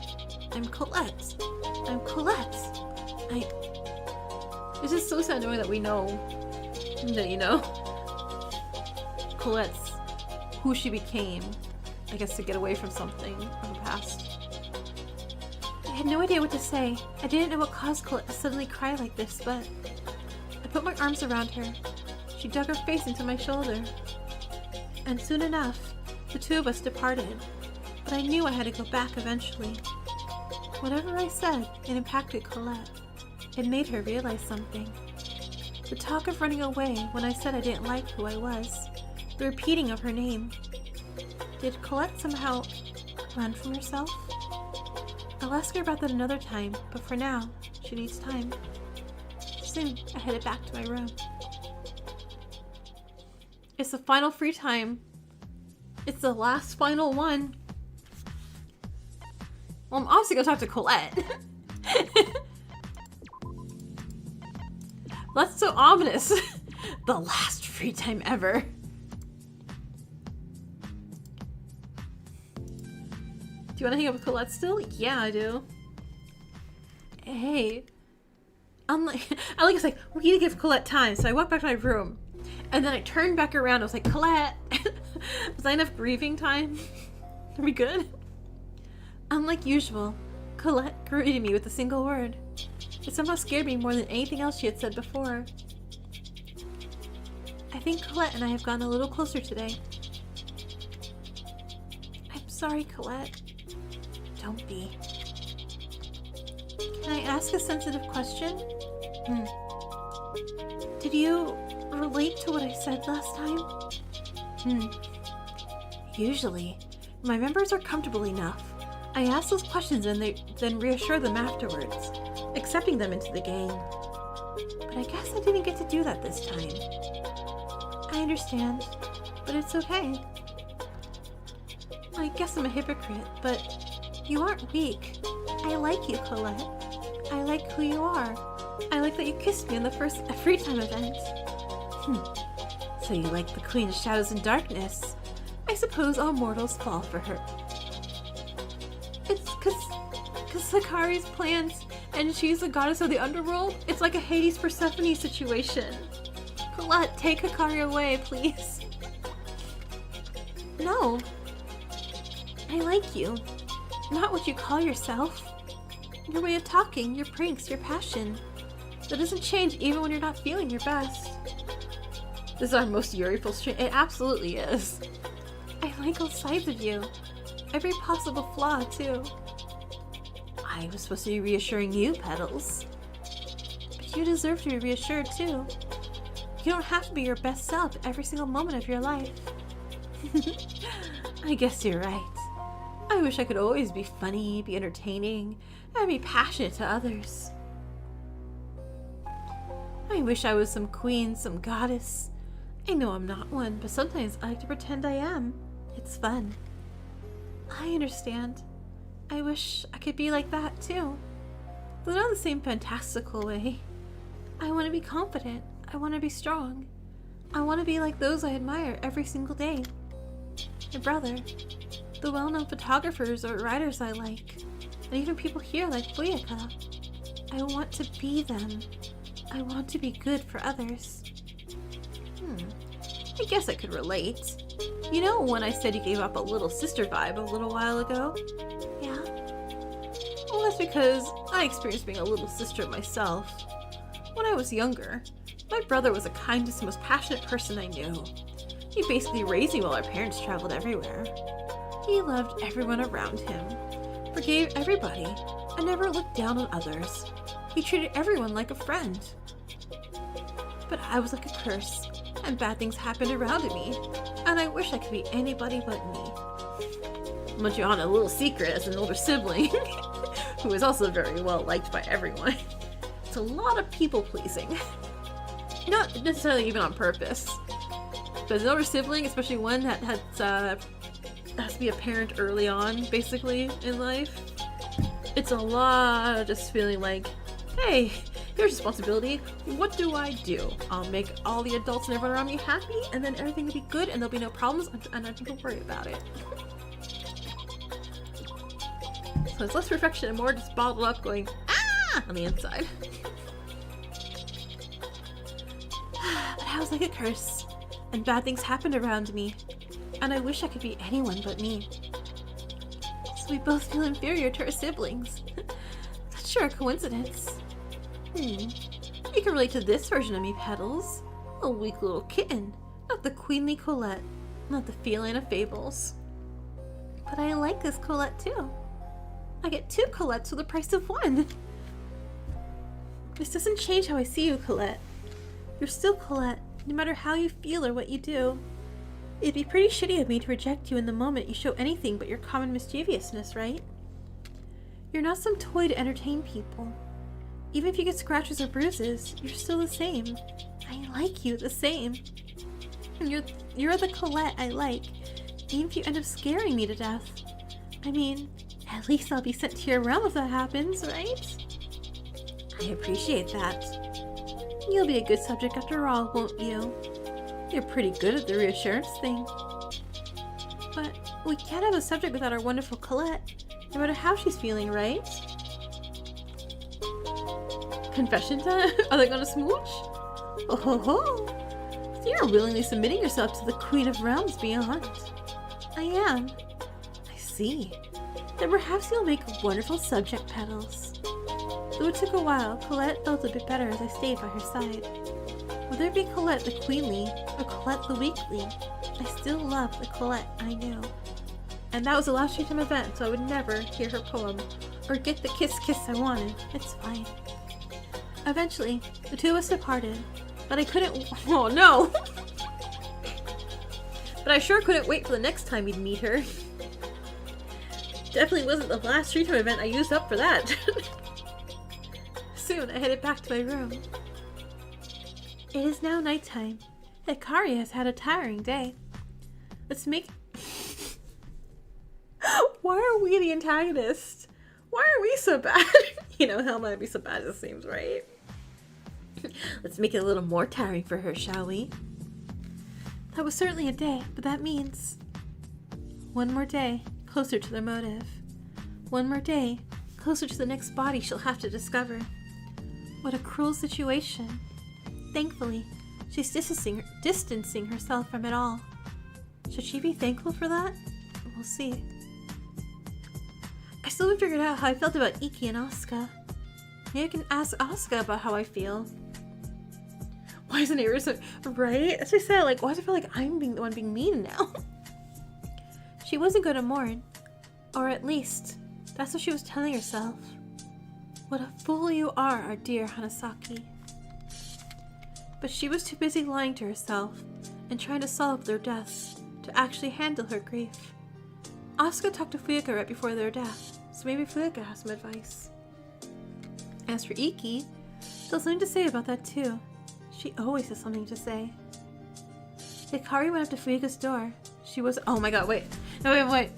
Fuyaka's— Fuyuka's not gonna get murdered. I mean, I know I said, like, Fuyuka's gonna get murdered.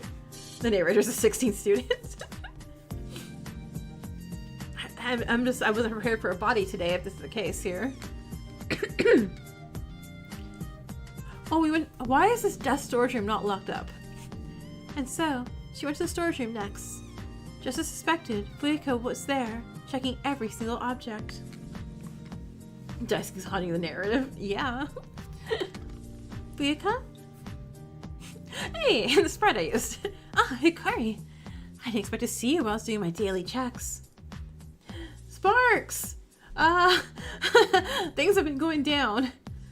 We got all the smooches, then all the Yuri fights, and then Hikari has decided she doesn't want to use first person to speak anymore because Fuyuka will handle any Hikari thoughts. Us as the narrator has gone evil. Yeah. I think that's it. Hikari. I didn't expect to see you while I was doing my daily checks. Don't give Fuyuka the brain cell. I almost finished. Give me a second. Yeah, because the brain cell would say, lock this place completely, block this place off, weld the door shut, dump all the poisons down a toilet or something. This is the most dangerous room to just keep, like, around. Right. Oh, yeah, it was cold but colorful. You gotta watch the Jaguar. Enjoyed it. Oh my god, that sounds so cool.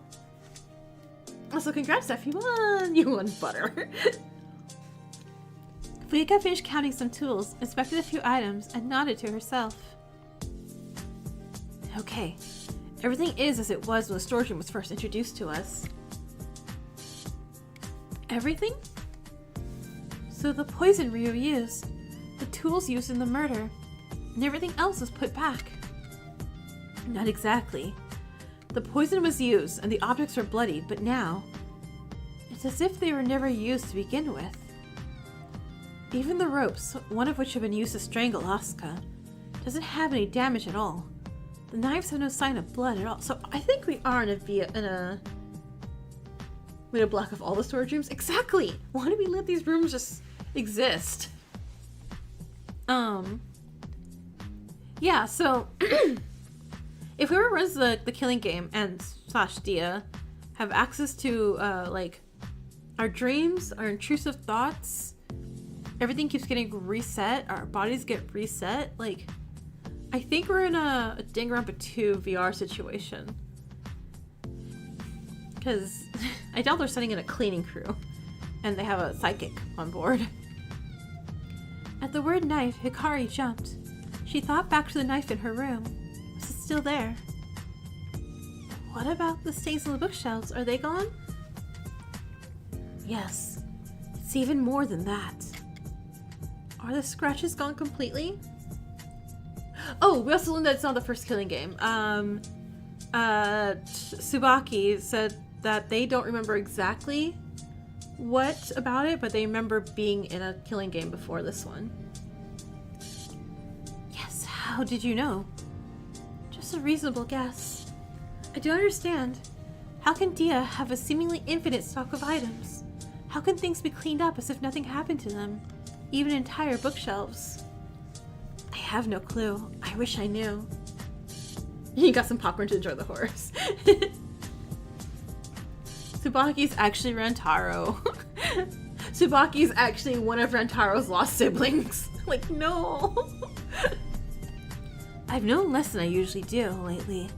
I'm typically capable of making correct conclusions about my situation, but here, nothing makes sense.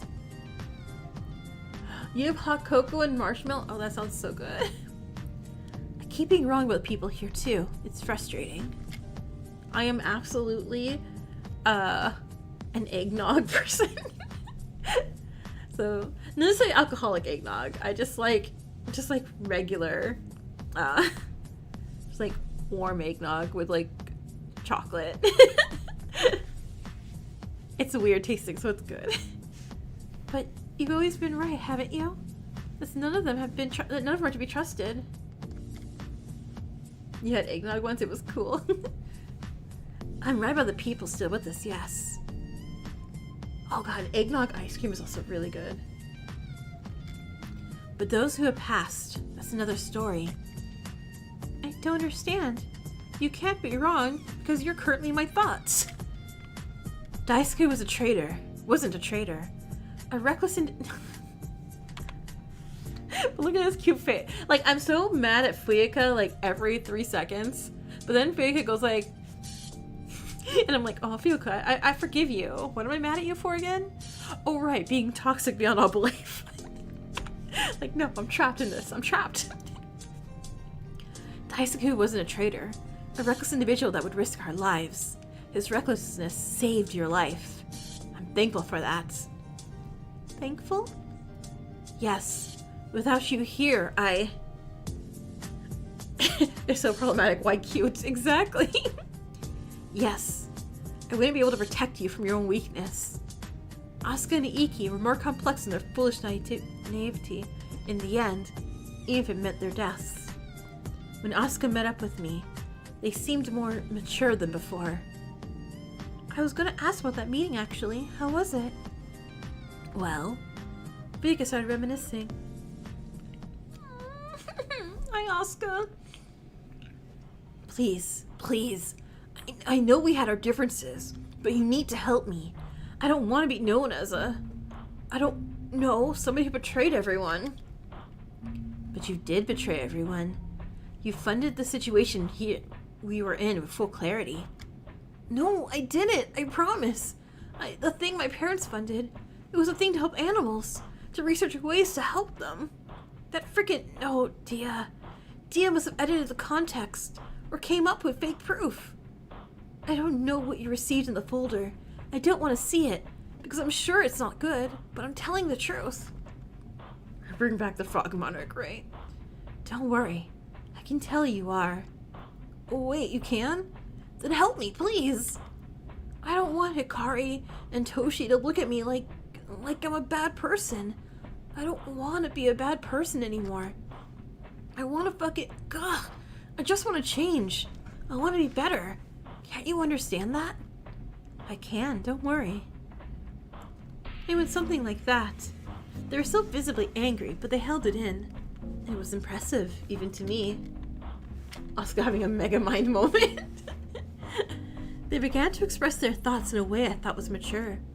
They weren't as weak and childish as I first thought. Hikari smiled to herself. Asuka really tried their best, even in the end, just like Daisuke.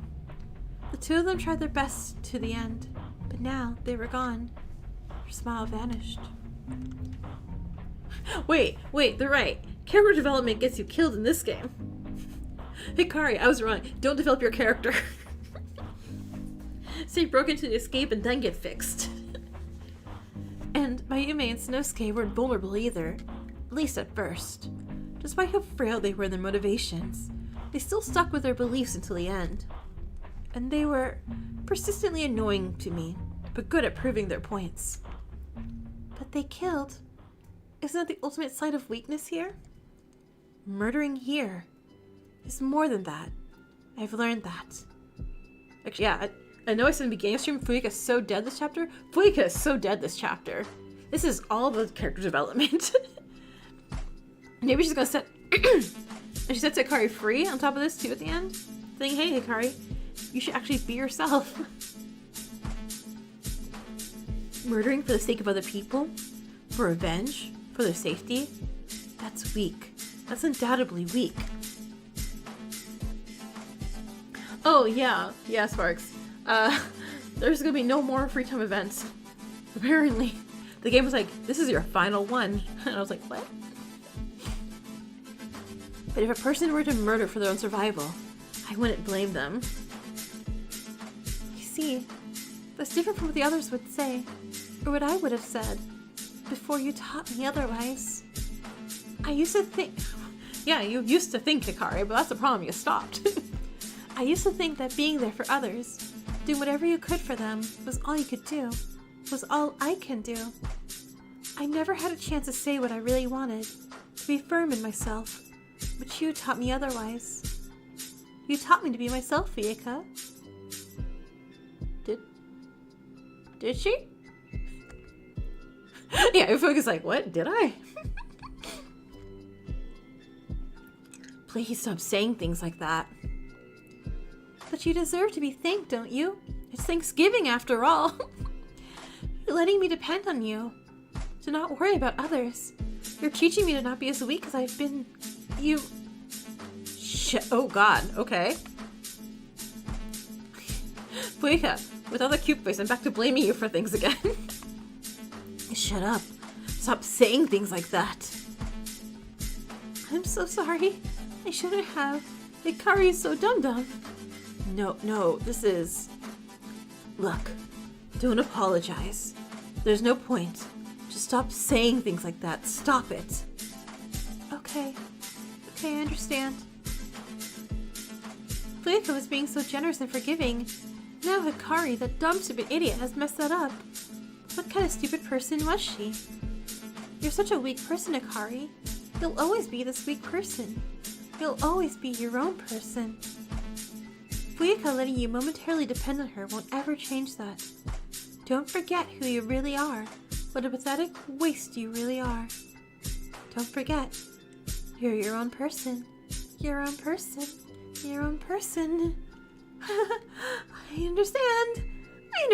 Don't worry. I'm not gonna do anything real stupid or dumb. Of course you do. Of course I do. You'll always understand everyone, Hikari. Yet nobody will ever understand in return. Nobody will ever. Be quiet, brain. Okay. Hikari and Fuika stayed silent for a few moments. Oh my god. Whatever trial we have this chapter is going to be so difficult with Hikari's brain in overtime. I'm going to hate the minigame when it comes out. The one that has all her bad thoughts you need to like sort through. Hikari and Fuika stayed silent for a few minutes. But after a while, a frighteningly familiar voice interrupted their time together. Let's not. Oh, another motive. Okay, we're on to motive already. It's time for another motive. Come to the ballroom. You already know what will happen if you don't. I'm sorry. Or am I? You'll find out soon. Hurry. Another motive, huh? Guess that when we get a full day's break this... Watch the motive be everyone. Reinforce Hikari's extremely low, non-existent self-esteem. See what happens. Let's go. Yes, we should. And don't worry about what I said tonight. The only important thing is that you continue to not be weak, okay? You can still depend on me. You should depend on me. As we both know, I'm the only one left who won't use you, who won't betray you. Isn't that right? No, Fuika. Fuika, I don't understand. What do you want from Hikari? What do you want from us? Yeah, that's right. Good. As long as you remember that, you don't have to worry about a thing. Don't worry about anything else except that. I'll try to... No, I will. Hikari, don't go on. Hikari snaps and just murders everyone. It's like, surprise! Free time's event's done because the game is done. Hikari won! Woo! Good. Let's tackle this motive. See? And again! I'm just like... Fuika knows my weaknesses here. I'm like, okay, sure, let's go. Fuika put out her hand. Take my hand. You don't have to worry about anything. I'm the only one you can trust here. Let's make it through this together, Hikari. This motive cannot stop us. We will survive. No matter what Dia's torment is tonight, you can depend on me. Fuika's smile breaks through no, not mine. Through Hikari's fears. Even though you're weak, even though you upset her, even though you've only weighed her down, you're worth something when you're with her. You can depend on her. You can only depend on her. You are her. You're not your own person, Hikari Hanasaki. You are an extension of her. You are an extension of Fuika Kageyama. You cannot be your own person anymore. Let's take copium Buyaka style. Okay, I'm gonna save right there real quick, just so... There we go. Motive time. Fuyuka and Hikari held hands and skipped towards the ballroom together. There were the last two there. Chuki, I haven't forgotten about you. I do love you too. Come out, Tia. Everyone is here now.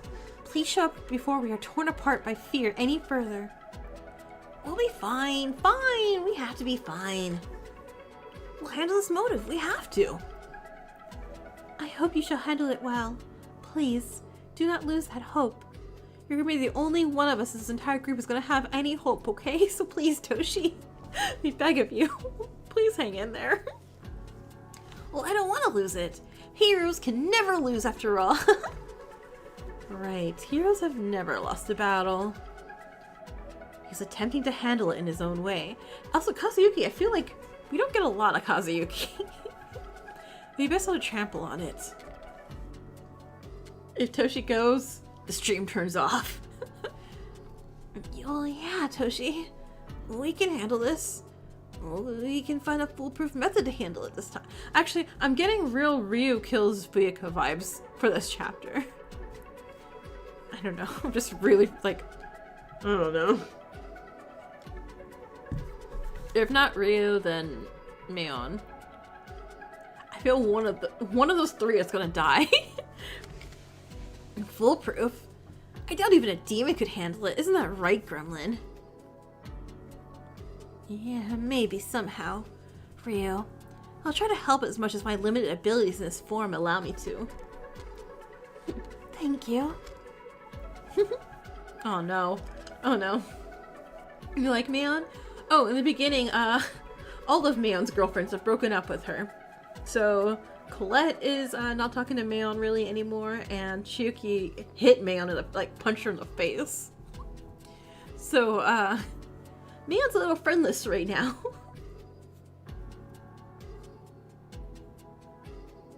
I can say that with most of her faves, Rion and Tae. Oh, well, yeah. If there's any part-time employee like characters, I love them because I relate to them the most. Well, I doubt it. This motive is the most restricting of all. You, what's the motive this time? Oh, it's a blessing and a curse. Please elaborate. That wording is quite vague. A curse? That definition has suited every single motive so far. As for a blessing, that's yet to be seen. Ahem. Oh no, we're playing a game? Looks like this time, all of you will suffer curses and blessings in this fun game of mine. You'll each be gifted a card by yours truly. These cards will have a bold title on top of them, and a description underneath. Wait, are we playing Your Turn to Die? Oh no. What are these descriptions and titles, you may ask? Oh god, we're playing Your Turn to Die. Well, damn. Okay. Well, these cards will either have a title of curse or blessing. And the description underneath is fitting to the title on it. For example, a blessing card will have a benefit to the person who has it, such as being granted important knowledge or something similar. However, with a curse card, it will have the opposite effect. It will have a negative effect, such as being forced to stay in the proximity of another person. Oh no. You never got to Your Turn to Die, should you be worried? It's never a good sign. Your Turn to Die is a little difficult to survive. And by little, I mean you can just get screwed over so bad all the time.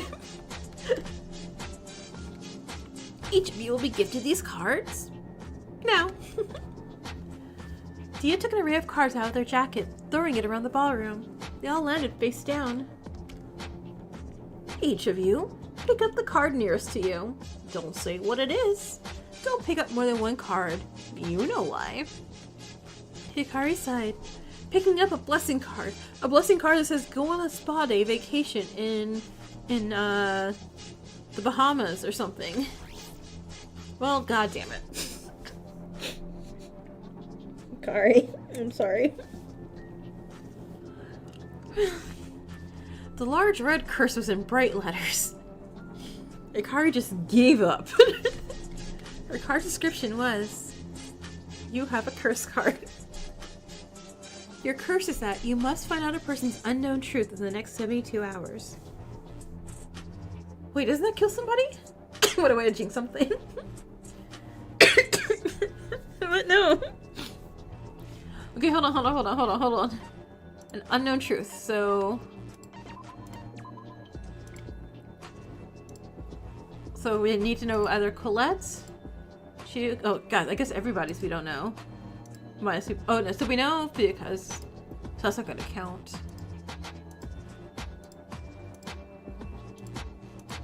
God, so Fuika's the only one we know who's of the living. Okay. Evil spa day, no! It only kills someone if it's revealed to the whole group. Okay, thank you. If you fail to do this within an amount of time, or somebody with a blessing card is not killed within that amount of time. Oh no. Okay. You will suffer punishment. I see. God, I'd be like, dude, just punish me right now. I don't care. That's work. There'll be work in my killing game. Unexpected. No. Nobody screamed or even gasped at their card. There were some sighs, or even some grunts, maybe some refusals, but not a single scream. They were all fearful, but of course, the routine has become less horrifying. Chuki's so much. Yeah, Chuki's poker face is 0. Third time's a charm here. By a third motive, they've all gotten used to such things. All of these cards have similar things in descriptions. They stay in effect for 3 days. 1. They all stay in effect for 72 hours, or 3 nights from now. 2. If a person doesn't make use of their blessing, or follow what's written out for their curse, they will be punished. Another way of avoiding the punishments for everybody is if a person holding a blessing card is killed for the next 3 days. Until she got the sacrifice card. No! Don't you dare!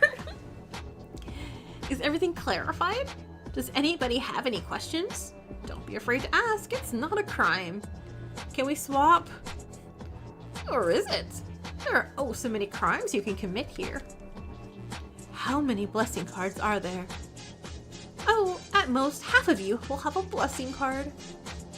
And possession of cards change it all. Nobody can be affected by more than one card at once. You can't steal another person's card. You can't borrow another card either. Is there any way to discover who has a blessing card? Not unless they confess, which I doubt they will. Boring that way, isn't it? What happens if somebody with a curse card is killed? A trial will still be held, but your cards will still be in effect. Kinda. You won't die because of them, but you can still use their curses or benefits. Okay. I have a feeling someone with a curse card's gonna get killed then, because that sounds cool. Are all blessings beneficial? Are all curses not beneficial? Yep. The only restriction with the blessing card is still having to use its benefit within the next 3 days. Are there any loopholes about the cards we should know about? Any other way to avoid the punishments? Not that I know of.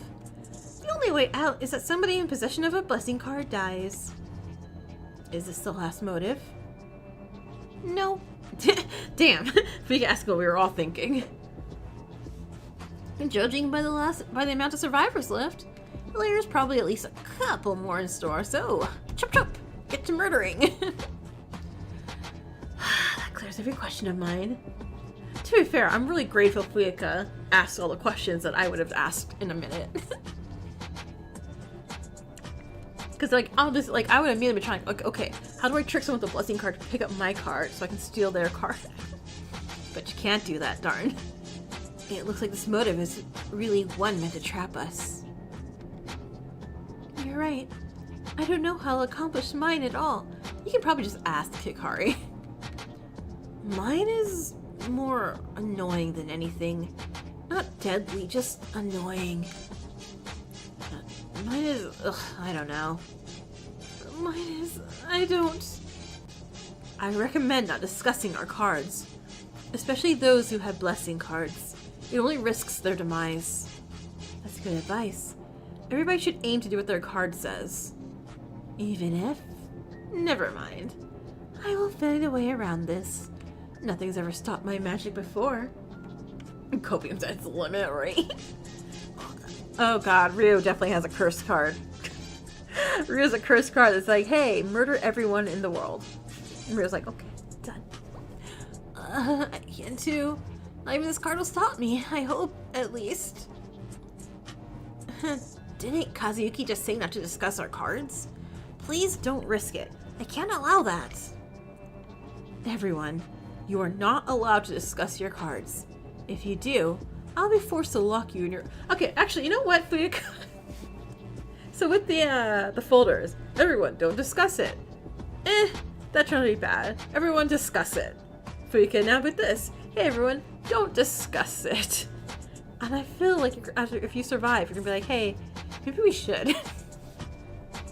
We cannot let those with the blessing card be killed. We just have to follow our cards and do what we can. And so, guard me. Huh? I have a blessing. What? I just told you! You're a fucking bodyguard. Am I expected to not want your help? Are you just gonna leave me to die? No, but I was protecting Hikari. Can't protect both of you. Man cooked. Man so cooked. Man is so absolutely cooked. Guard me with your life. Or is you just as much of a fucking coward as she is? Oh, jeez. Okay, man, again, stop picking fights with Colette right now. Oh, now you're going on about that again? You scared I'm gonna kill you? You know I wouldn't. I fucking know you would. What else would you lie about, you bitch? Fine. I know, you know. I was thinking maybe I overreacted. I was thinking that maybe you were stressed by everything. Girl demon. But no. You're more of a damn demon than I ever was, Mayon. You're never allowed into my realm. You're never allowed near me again. I don't think the Buffer is gonna die chapter 4. Yeah, Buffer. We have moved up chapters fast, so we had a double kill in chapter 2. Buff is definitely gonna die chapter 3. I am damn divine. I should have never been friends with a mortal trash like you. Exactly. Get out of my sight, you fucking shit stain. So we call it divorce? Oh yeah. Please, not now. Do as Fuika says or whatever. Like I care. Just complete your cards. If you want to survive, then follow my instructions, unless you want to die. Bad night, sleep untight. Please let the bed bugs bite. Dia seemingly teleported out the room. Like I said, I will watch over Mayon. Okay. Nobody get close to her during these next 3 days, or admit your cards. We need to avoid this. Come fucking on, Fuyuka. Let's start with you guarding me. I will. Just give me a sec. Or what if? This is also some plot for them to get Fuyuka away from Hikari so they can murder Fuyuka. Or Hikari again. Maybe they're gonna try to kill Hikari again. Fuyuka approached Hikari. She whispered in Hikari's ear. I have a blessing card as well. Find out who else has a blessing. Then, with Mayon's many complaints, Fuyuka left. I'm gonna rest. Maybe even all day tomorrow. What I would give to return to my realm for the next 3 days. About Mayon, I don't want to talk about it. Let that cursed person leave. She doesn't belong in my hellish home, in any home.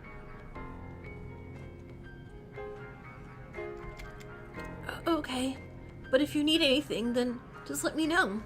We've got this, Colette. You're not alone. Thanks, Ryu. I guess you're right. It's putting up the girlfriends even though it's toxic anyways, right? What a fucking liar Ryu is.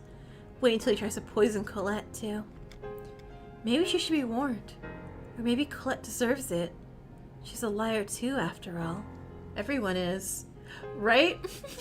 Well, narrator is Hikari's inner thoughts, which is concerning. Be quiet, mind. Okay. Hikari went to bed that night. She barely slept, and yet she couldn't get out of bed. That night, she only slept and only dreamt of things unrelated to Dia. Could she ask Dia about that? She didn't know. Now that they're gone, it's likely that Dia has something to do with the strange dreams she's had all this time. Maybe. Hikari! Huh? Hikari opened her eyes. Dia was standing right there. I only have a few minutes. That is the only time we can do this. Just 3 minutes every night. I'll give you a tip for your curse. Wait, why are you here? What do you mean? No, Hikari, no time for that. 3 minutes. Why is this game happening? What are those dreams? What? Talk to Ryu. I know you don't trust him, but he's the most likely to tell you his truth. Answer my questions, please. I'll tell you about the dreams when I can. Please, just rest for now. Please, I can't explain everything. Okay. Good night. Survive this. I beg of you, Hikari. Please survive this. For him. He'd want this. Her brother? Him? Is it too much? I'll tell you more. Goodbye for now. Before Hikari could say anything else, Dia vanished from the room. She couldn't even begin to comprehend what Dia was trying to tell her. All she knew was that something was happening. Something she couldn't ever understand.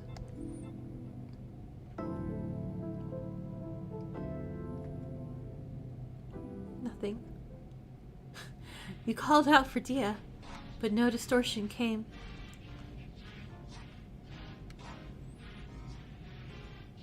Hikari woke up. Someone was knocking on their door. She forced herself up. Before opening it, she glanced over to her desk. On it was a curse card. A curse card that required her to find out somebody else's truth. She shook her head. Better ignore it for now. Dia left us unread. She opened the door. Good. You woke up earlier this time. You're getting better at responding to my knocks. That's good, I think. It is. But I have something to tell you. Dia informed me that a new room opened up on the 3rd floor. And this 3rd floor is a single room. A large garden. With lilies? A garden!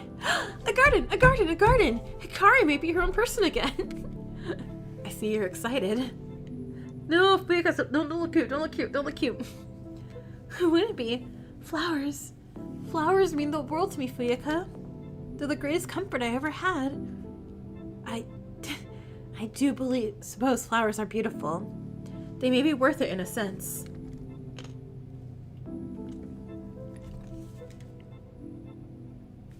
Okay, I was like listening to the music, but I realized because my headphones are off my ears. They may also be worthy tools in regards to our future here as well. Many plants are poisonous in some ways. But you could ruin the flowers. So, please, don't treat flowers as just pretty objects or weapons. There's so much more than that. How so? Imagine yourself being surrounded by nothing but flowers. The sound of nature, the smell of newly bloomed flowers, the soft grass buried in between your fingers as you lay there. When I'm near flowers, there's nothing I can't do. Nothing to be afraid of. They're wonderful, Fuyaka. They give me strength. Flowers really assist you that much. They do. They really do. They make me forget the world.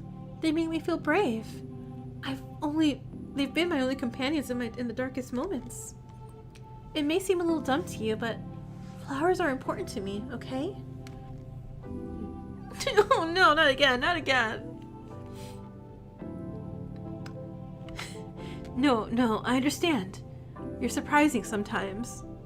I am? I would have never thought of flowers as strong or full of life as you described them. Yet you found a beauty in something I could never. Project Hikari's garden. Your belief in flowers is exactly what you should be doing. You should express your views and not worry about others at all.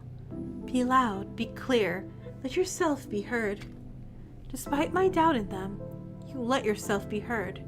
You're growing, thanks to my influence. Thanks to you? Yeah, it is thanks to you. You've helped me so much. I never could have done this without you. But about the garden, how about we investigate it with the others? Yes, let's do it. I'll lead one group's investigation and you lead the others. Right. Will Ryu be in my group? I apologize. It may be the best. He is afraid of me. Right. I can do this. I won't let my fear control me. You continue to learn. Let's head off. We need to investigate. Wait. Before we do. Someone is dying in that garden? Oh, totally. Let's go into your room. I have several things to mention. Okay. Hikari pushed back her door, letting Fuyika have full access to her room. Fuyika stepped inside and closed the door behind. Fuyika was outside this whole time. I thought she was right in. We need a plan for our cards. Great. Just when she thought she could ignore it. I have a curse card. You have a blessing. What else is there we need to know? We need to know each other's curse and blessing. Mine is frightening. Mine is probably pretty terrifying too. As terrifying as me? Huh? That would have scared you in the past. Looks like you've grown from that too. I might not be here in 3 days, Hikari. Huh? Why not? Is somebody threatening you? Who? I'll kick their ass! No. It's my blessing card. It requires for there to be a victim to make use of it. Wait, what? Oh. Though the names may differ, these curse and blessing cards are similar in nature. We have to complete an action, or stay within a restriction, or we die. If there isn't a murder, then I can't make use of my card. If there is a murder, then I have failed in my duties. It's terrible. Terrible options on both sides. I can't die here, Hikari. I will not die here, but I won't let that get in the way of my goals. It's horrifying to think about embracing my own death, but if it's what's required, I will accept it. And if that happens, I want you to be the one to kill me. Wait, can nobody ask her to stab you and she couldn't do that? Huh? I don't care how you do it. Strangle me, stab me. Just be the one to end my life. Promise me. No? No? I mean, I'm fine with dying. I've been like that since the start, but oh my god. Not only are we a toxic Yuri couple here, both of us are going like, kill me. No, you kill me. No, you kill me. No, you kill me. God. Kind of like it. This is funny. I care about you, Fuyika. You're the one person here I can depend on. The one person I can trust. I'm not going to do what you ask of me. Oh, but Hikari, aren't you only using I pronouns again? But there was no I. Not even to save yourself from your curse? Never. You're the one I depend on, Fuyika. You know this. You know I'm worthless without you. Both of you, right? Asking me to kill you is like asking me to stomp on flowers. Don't you understand? You care about me? Oh, no. Yeah, look, I can't kill that face. I can't kill that adorable face. You care about me that much? Of course I do. You've helped me. Like when you warned me about Ryu. No average person would do that. Without you, I don't know where I'd be. Without you, I don't know where I'd be either. Smooch? Fuyika and Hikari stayed together in Hikari's room for some time. You're willing to duel someone to bet that Fuyika is so dying. Fuyika is so dying this chapter. They said not a word, only taking in the presence of one another. It was peaceful. Yet that peace would not last long. What's your curse? I need to find out somebody's unknown truth. It can't be mine or yours, but Dia. Hikari cut herself off. It would be best not to mention her encounter with Dia last night. She had the sense that it would ruin what Dia was trying to do. Dia was cruel in giving me this card. If I misuse it, It's possible that somebody's truth could accidentally be revealed to the whole group. I don't want to be responsible for that. Maybe ask Ryo. What? Why would Dia and Fuyuka suggest the same person? You should be cautious around him, yes. But he is the easiest to ask things of. If you push hard enough, you should get it out of him. I see. That's good advice? Hikari sighed. It's good advice, even a bit anxiety-inducing. I have one more thing to tell you. Yeah? I'll be taking full patrols of every location. I will also be guarding Mayon. Watch Mayon be getting stabbed right now. Mayon's like, help me, help me. And Fuyuka's just here, just like holding Hikari's hand, like, la-di-la. I'll also be guarding Mayon until the motives end. Therefore, I won't be able to help you much. However, anytime you're struggling, think of me. Just think of me, okay? I understand. I won't do anything that'll disappoint you. We can do this. Before long, the two of them agreed to start investigating the new area. Oh, it's pretty. That center tree right there is a little suspicious, though. I don't know why. I don't trust it. With Dia's help, they managed to gather everyone on the 3rd floor. Even the ones more inclined to stay in their rooms, such as Chiyuki, were forced out. It was time to investigate. You gotta go. Good night, Zeph! Have a good evening! As everyone stood there, we noticed one missing person. Toshi? Again? Why did that little piece of shit have a tendency to go missing? Perhaps he realized how pointless this endeavor was. May I join him? I will not be helpful. Is Chiyuki okay? No. Not at all. Not the slightest. Everybody must investigate. We should wait a couple more minutes. Speaking of the devil, the elevator doors opened and what stood there was Toshi, but... Did you pin your hair up? Do you have a bun? With an obvious difference. Am I late? Asuka was teaching me to do their hair like theirs, but I tried to get here as quick as I could. Your hairstyle certainly is different. Different? Oh yeah, Chiyuki's, she's gone missing again. They're obviously intimidating. Hopefully it's not too weird. I don't put it up often, but Asuka told me it's easier to handle this way. It was hard at first to put in a bun, but they're right. Bun, bun, bun, bun, bun, bun. Once they taught me, it was easy to replicate. Doesn't it look great on your general? It does, but nothing. It's awesome that Asuka taught me how to do it like this. Isn't it? Yes, I suppose it is. Toshi finally left the elevator, joining Fuyuka's group. New sprite? New sprite?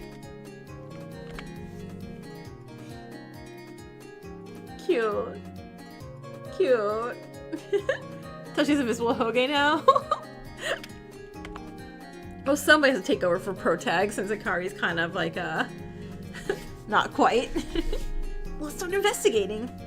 Even with Sanosuke and Iki not here, I bet their spirits will help us find anything important.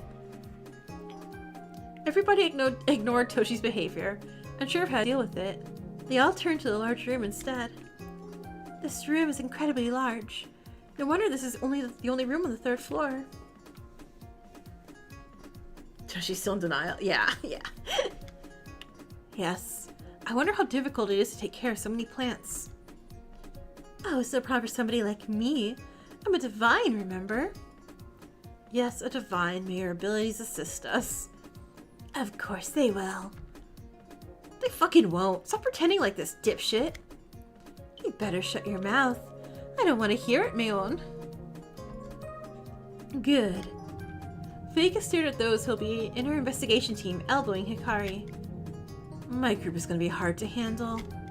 Good luck. I'll need it. Hikari's group wandered off to the back of the garden, while Fuyuka's group stayed near the front. The girlies are still fighting. They're still fighting. The flowers! Wow. I rarely see a few flowers in the pot back home, let alone hundreds of them at once. Would be a pretty sight if I didn't already have a good idea what it looked like. How would you have a good idea of what it looks like? I read a lot of books. Some of them include pictures of flower fields. That is so not the same.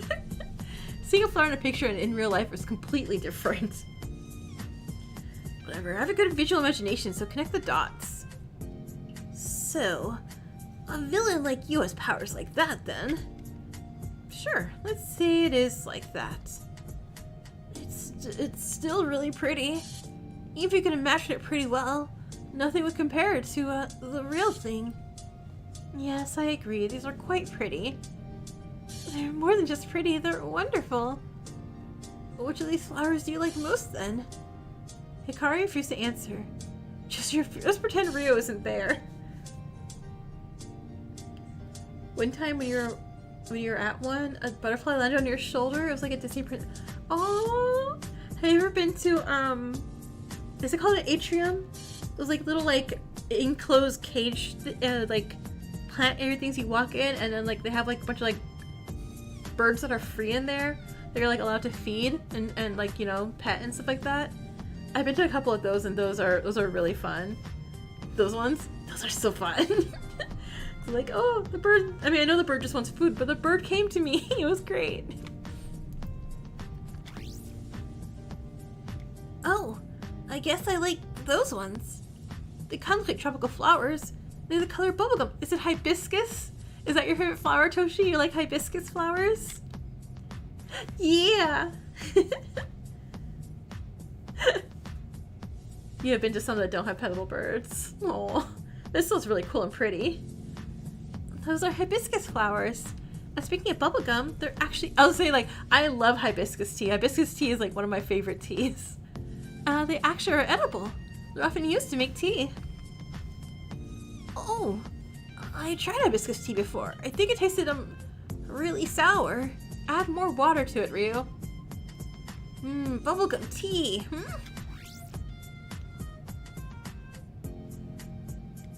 I prefer these spiders.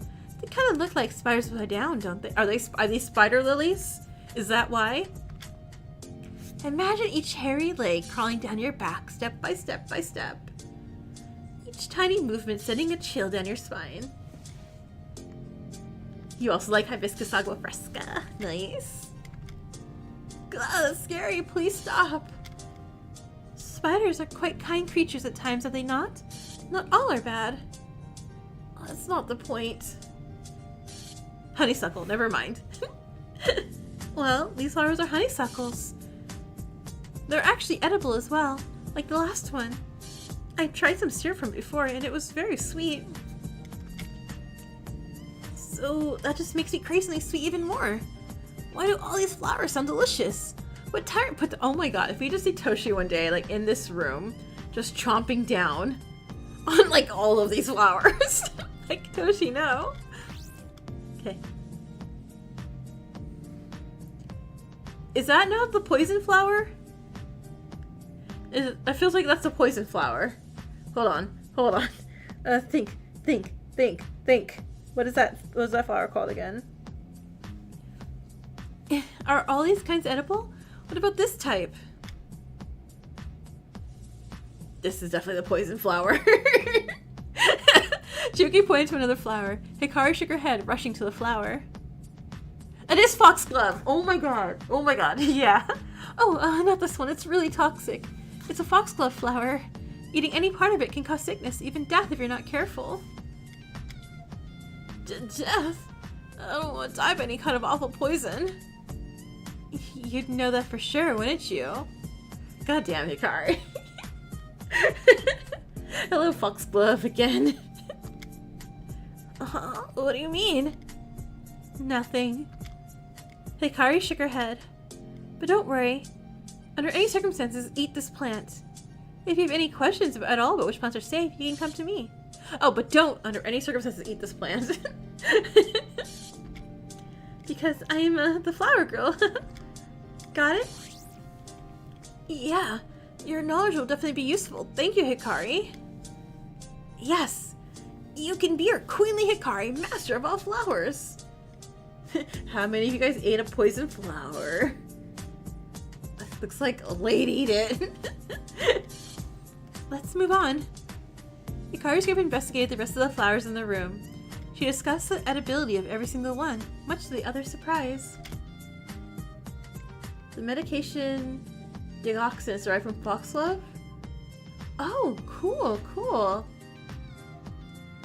What does digoxin do for you? So somebody's gonna obviously be tricked into eating it. Every flower looks to be well taken care of. Okay, I guess the windows. Huh? Are these real windows? Can we break them and escape?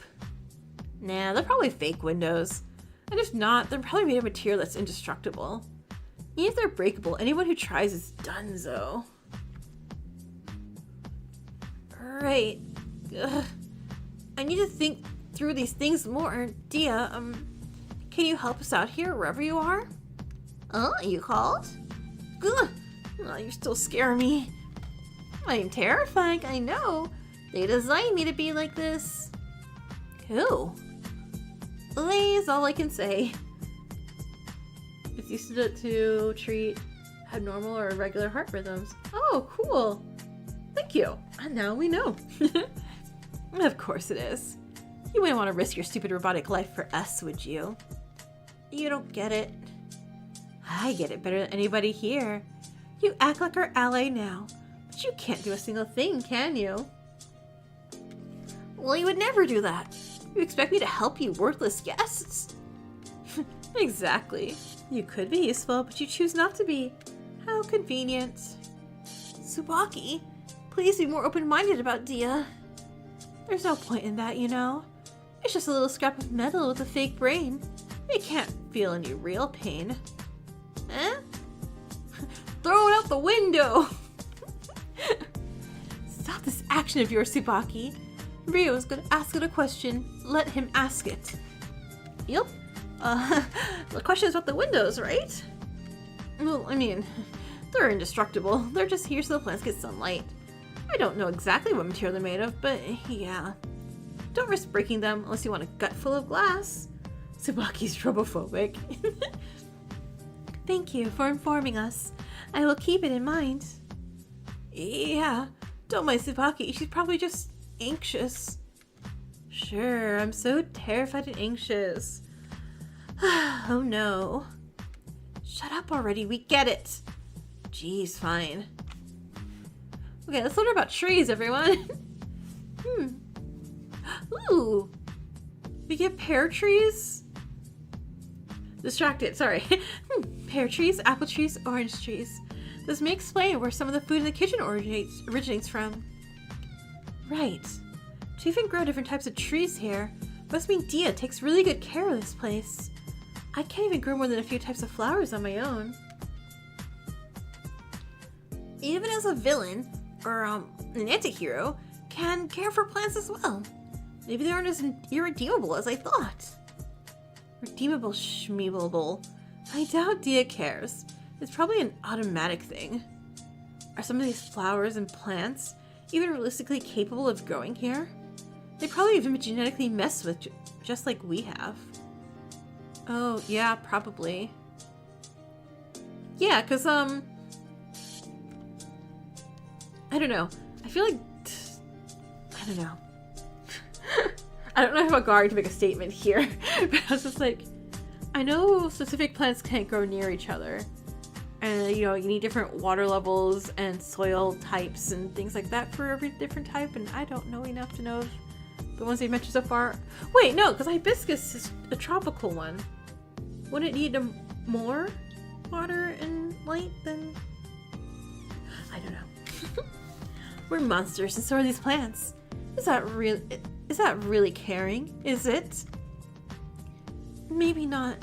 If Dia really did modify the flowers to make them low effort, that almost makes it feel like they're laughing at the effort I put into my garden. We can't give up believing in Dia now. We finally have an ally on the other side, thanks to Sanosuke. And even if the flowers have been modified, the beauty offered is still real. Exactly. Asuka. They're still alive. I believe in it. And I believe that they'd adore this garden. God, I hope that this little thing goes bing, and it's like a 10, and Asuka's like, hey, totally fine. I got over dying. same ways and grow on trees but gay people do? Oh, because of fruit tree. So that's where the fruitness of this thing came in. Oh my god. I love you all. Yeah, they really would. Fine. I guess there's a positive way to look at this. Sanosuke and Iki would, well, enjoy it too. Sanosuke would want to look out for the most, would not to look for the most toxic plants, wouldn't he? Iki would appreciate the beauty of them. Whatever you say, perhaps they would. Is there any way we can help you look at positively too, Chiyuki? We need more characters to do that. Just get over dying, right? Right? I don't see the point in this activity. Feel free to continue. I will not interrupt. Yeah, Chiyuki is not doing well. Chiyuki? Do not waste your time on me. It's fine. Okay. That seems to be all that's worth noting on this side. Let's get back to the other group and see what they found.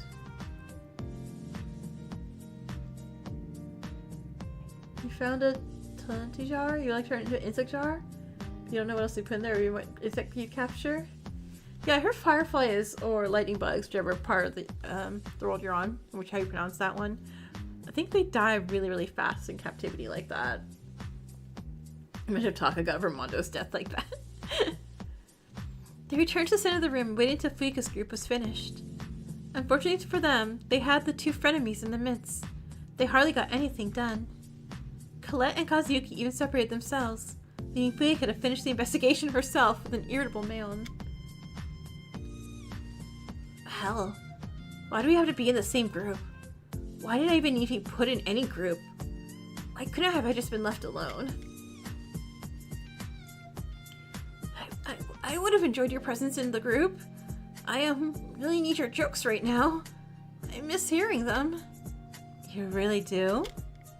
Yeah. Everyone's looking so dang adorable today. Like, what is this? Like, don't kill me. Look at these new sprites. But you try hard not to be scary. It's a great thing, Colette. No matter what supposed identity you have, you're the kind Colette I know and I love. Hi, Kazuki, who, like, never has time. What's up? I agree. Though I do not find your humor particularly humorous, they do have their own charm. Hell, I'm a criminal. It's not like you've done anything worse than I have. All of them are correct. Oh, thanks, everyone. In time, Mayon and Fuika come back, finish with their investigation. Finally, I'm back. You bitch, you didn't have to yell at me like that. You were messing with every single thing. I didn't know you had the attention span and patience of a toddler. I didn't know you had the lameness of a man in his 80s. At least a man that old has wisdom going for you. But you would have your teeth on an electrical wire if I wasn't there to stop you. Okay, so Fuika's gonna kill Mayon. Got it. Shut up already. I was trying to do my fucking best to investigate. Oh my god, this is the person I'm supposed to guard until the motive ends. Yeah, you better get fucking used to it. Or what, you gonna leave me here to die, huh? I swear to all gods from every damn religion, save me. No gods will save you from me, bitch. Mayon. Mayon. Please don't antagonize the person you asked to bodyguard you. Mayon and Fuika's dead. It was another double kill. Moving on, what'd you two discover? Some lame stuff. A bunch of random plants and trees. Couldn't tell you anything about them except that they're real. Going from bodyguard to body causer. She tried to punch a tree. I thought it was rubber, okay? Don't say I'm dumb for thinking Dia couldn't care for a bunch of plants. We found a bunch of plants too. Hikari knew almost every plant by sight. That's incredibly useful, Hikari. It's nothing, I'm just a flower nerd. But if anybody has any questions about the plants here, feel free to ask me.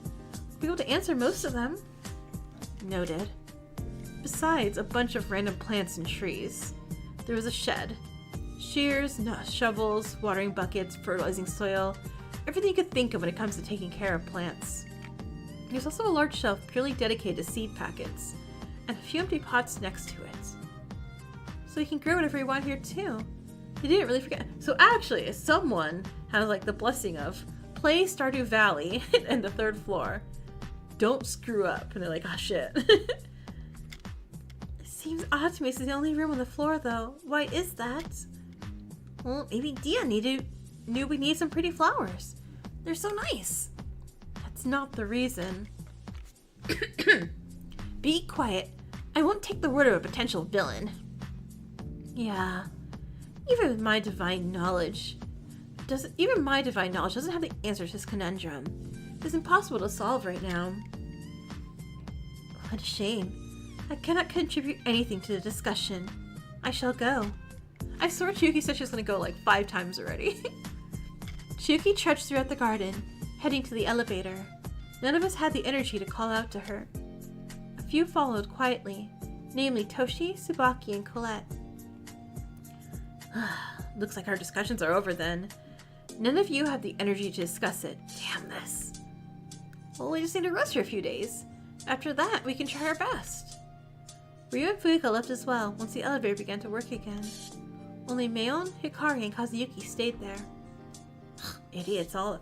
Maon, follow Fuyuka, your bodyguard. Who specifically is an idiot? Talking under your breath to insult us. Wow. You too? Fuck! I thought everyone left. Looks like you didn't pay much attention. Yeah, if I was the last one here, I would have noticed the presence of anyone still lurking. Why are you two here anyway? I thought everybody gave up investigating. Bunch of assholes and bitches. Maon. Swear jar, Maon. I need like swear jar times 20 for her. Swear jar. Poor Maon.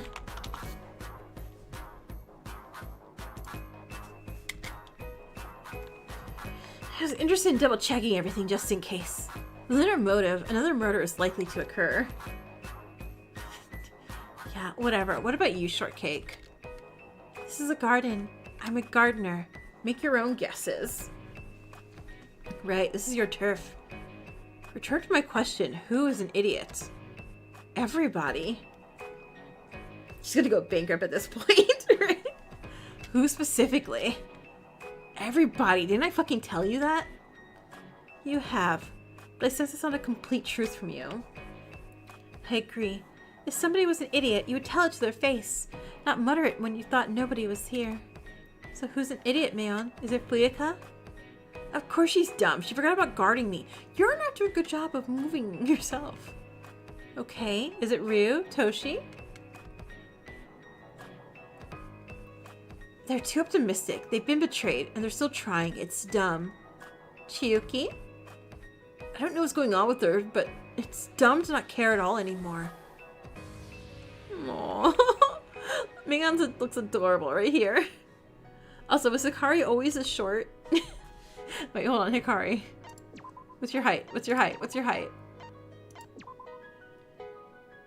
Crap. Right. Centimeters. Okay. Well, I can do base. So 168. 20. Oh God. Yeah. Drastic differences. Okay. Okay. Got it. Got it. Colette's probably the biggest of them all. Her pranks, awful and pathetic. Her fantastical attitude, childish and a waste of time, really. Why is she even here? Hikari is tiny. Hikari's just like straining her neck looking up at these two, like, hello! Exactly, she's all that. She's pathetic. Everything is all her fault. I did nothing fucking wrong. She's oversensitive and a liar. It's her fault she can't even take a fucking joke. And it's her fault she was a criminal in the first place. True. I mean, she really should be the next victim. What's the point of her being alive at this? What are these two saying? Do they not realize Hikari's right here? So do I, man. Huh? Hikari tilted her head, confused by Kazuyuki. She thought he was going to try to be better, but this was cruel. Yeah. She should die, shouldn't she? She's an awful person. She's an awful friend. She's cruel, isn't she? What is happening? Shut the hell up. Don't talk about her like that, you piece of shit. I was just voicing all of your thoughts. Okay. He was just psychologizing her. Got it. Eh? That's what you've been telling yourself, isn't that? Some because you're giving. How did you? I've experienced many of those thoughts myself recently. It's a human thing to not want to accept blame.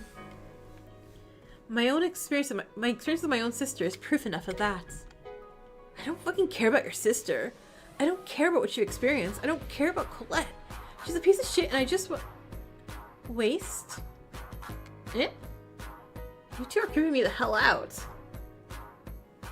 Isn't that... Oh god! New sprite. That's a scary face Hikari's making. I am super concerned.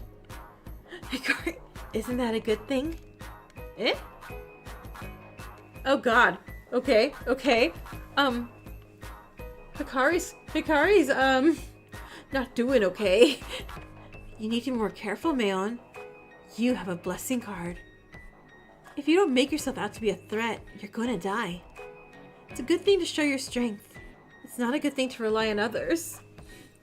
But it's not a good thing to make enemies. You've made too many enemies here. Especially with your actions yesterday. Oh my god, this is exactly what I was saying earlier. Except less creepily, I assume I said it that way. Most here enjoy Colette's presence. Yeah, we even got a smooch from Colette. Well, not a smooch, we got a kiss. But you? She was the only one who was still willing to be by your side, even with your constant threats. Then you managed to fuck that one thing up. Can't you do anything right?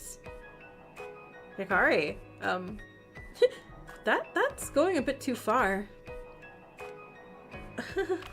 We get a shit ton of new sprites. Amazing. I love it. 10 out of 10. You're one to talk. You're the one who caused 3 people to die 2 days ago. Are you going to pretend that you're suddenly free of any and all blame? Really? You? Hikari? Come with me. Huh? Oh god! Hikari! It's like, what's happening? Kazuyuki didn't hesitate to take the collar off her shirt to take the collar of her shirt and pull Hikari away. He pulled Hikari into the elevator and waited until the doors shut. When they got to the first floor, he pulled Hikari to the side and stared down at her. What happened to you? What are you talking about? You aren't acting like yourself. How would you know? You never talk to us. Oh, really? I'm the one not acting like myself? Here you are pretending to be emotionally intelligent. Okay, technically he's right now, but dang, roast him, Hikari. I may not be the most emotionally intelligent, but I do understand the basic principles the people here seem to follow. You, quite frankly, are a coward. You're not the type to insult others like that. I'm not insulting others. I'm just defending myself. Am I not supposed to? Defend yourself? Yes. Downplay others? No. You are not like this. I'm not supposed to be like I was. That me is weak. Quit acting so fool. Don't say that word. That's not your word. Don't say that word. Foolish? That word. That word. Please do not say it. You're not my dad.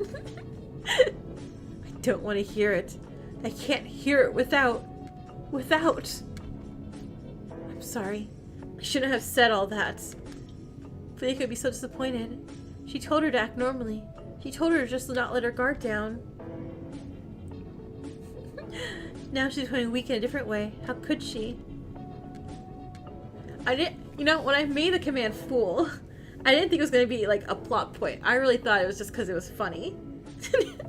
I really was like, Oh, I love Daisuke. Daisuke's my favorite. I like how he says fools all the time. It's funny. And now it's just like, surprise, it actually is the entire plot. The whole theme of Jikoronpa Laments of Isolation is fools be foolin'. I'm okay. Let's check out with him. Let's check with Colette.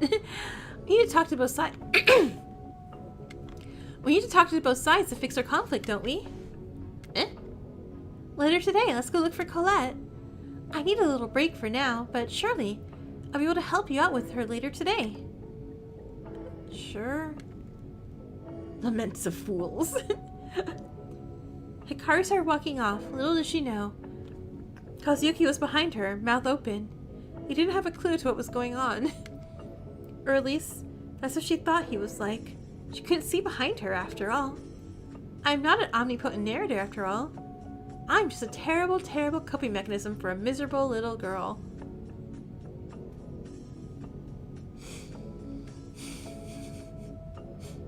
Okay. Wait, I thought I didn't have any more free time. Oh. Oh. Or is it a lie? Who knows? I could have sworn they said I don't have any more free time left. But I like how there's no ignore. But... Davi, hi! You just watched the BDA? Well, we're actually about to end because I don't think I have time to start a free time event because I feel like it's a lie. I feel like we're going to try a free time event and it's going to stop me and take me to into a big event, which I don't... Because I don't think the game was lying to me. I think when the game said to me, hey, like in big words, enjoy your final free time event, I don't think, and in fact, I don't have an option to skip it. It means I have to go hang out with others. I think I'm gonna run into something terrifying. So yeah, that sounds like a next week thing to do. So yeah, so let me give you guys all some monodams. It's probably a lead to a big... Yeah, no. I sent some things off. Because also, it doesn't say, when it has Hikari, when Hikari did a free time event before, it said Hikari will act normal for her free time event if you go hang out with others. Like, it always said that. It always said that when we did events this week. So Hikari's just yeah, we're definitely gonna like walk in on a murder. It's quiet, too quiet. Just click on it? Okay, I'll click on it. Oh god, it's Monica-ing. Okay. Hikari, Hikari, Hikari, Hikari, Hikari, Hikari, Hikari, Hikari, Hikari, Hikari, Hikari, Hikari. You don't deserve to hang around them. You're part of Fuika now. Who's Hikari anyway? You're just a scary little girl who doesn't know what to do. Just Monica, just Monica, just Monica, just Monica. Fuika would be so disappointed. You truly are a failure, Hikari. Hikari took a nap in her room. And later, she woke up. Okay, never mind. I'm still gonna save here. I do like that ending, though. What a great ending. It's nothing too big, is it? Hey guys, let's just go back to this specific picture right here and just be like, hey Hikari, you look happy and nothing bad is all happening, even though it is. Or wait, hold on. Where's save one? Do I not have a save? Aw. I do not have a save. Oh wait! Chapter 1. Day 2. We were totally happy and fine then, weren't we? We were totally fine then. Let's just go back to the happy pictures through the horrors. Yeah, hold up. Do you have any happy pictures? I don't think we do. That's fine. Alright. Well.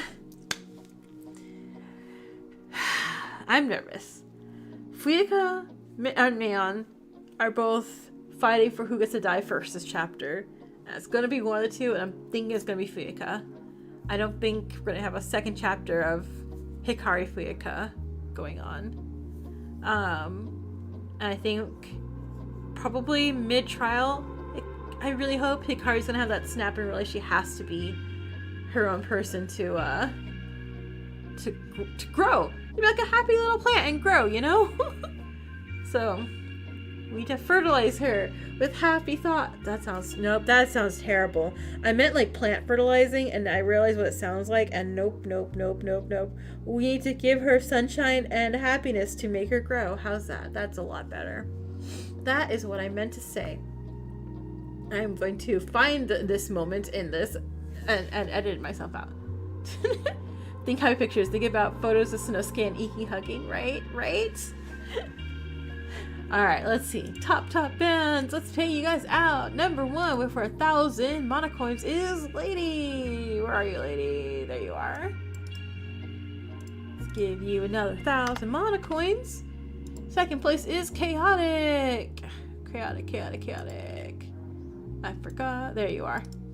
Let's give you 500 mana coins.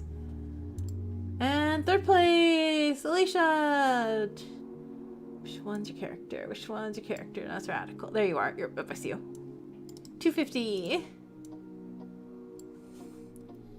5, 2. Okay, so that's 3, 2, 8. Okay, awesome. There we go. Is there a prize for seven play? No, unfortunately not. But again, thank you guys so much for being here. I love Jikoronpa. I know this upcoming month is going to be super busy in Fangans, with Antebellum starting tomorrow and possibly for all of December, for Mauve coming out sometime in December. Yeah, tomorrow's Antebellum. It's going to get crazy. Jikoronpa is going to be all December, most likely. We've got some Tetra Blue days probably coming up. I think that's big Fangan. So it will be like an advent calendar of Fangans, basically all month. You'll be like, all right, everyone. I know we just had a Fangan, but let's Fangan again. You haven't watched it? I don't know what's going on either. I'm gonna be all I hear is I was like, it's so much, and I'm like, I'm scared. Mom was a Fangan when you found out about me. Oh really? Oh awesome. And my terrible guessing and me constantly blaming the wrong person. Mom. You finished the animation for the next Tetra stream? Surely you'll make it sure. Oh yeah, you got so far. And daily life is 8 hours long. Yeah, daily life is 8 hours long, so we'll see. We'll see where it goes. I may have to throw in an extra day some point. Otherwise, I'm gonna get backlogged on all the Fangans. Cause did you guys before we close out? There was another Fangan that just had its it had a voice trailer thing. Don't burn yourself out. Yeah, no, I'll definitely, if I feel like it's overwhelming, I will stop myself.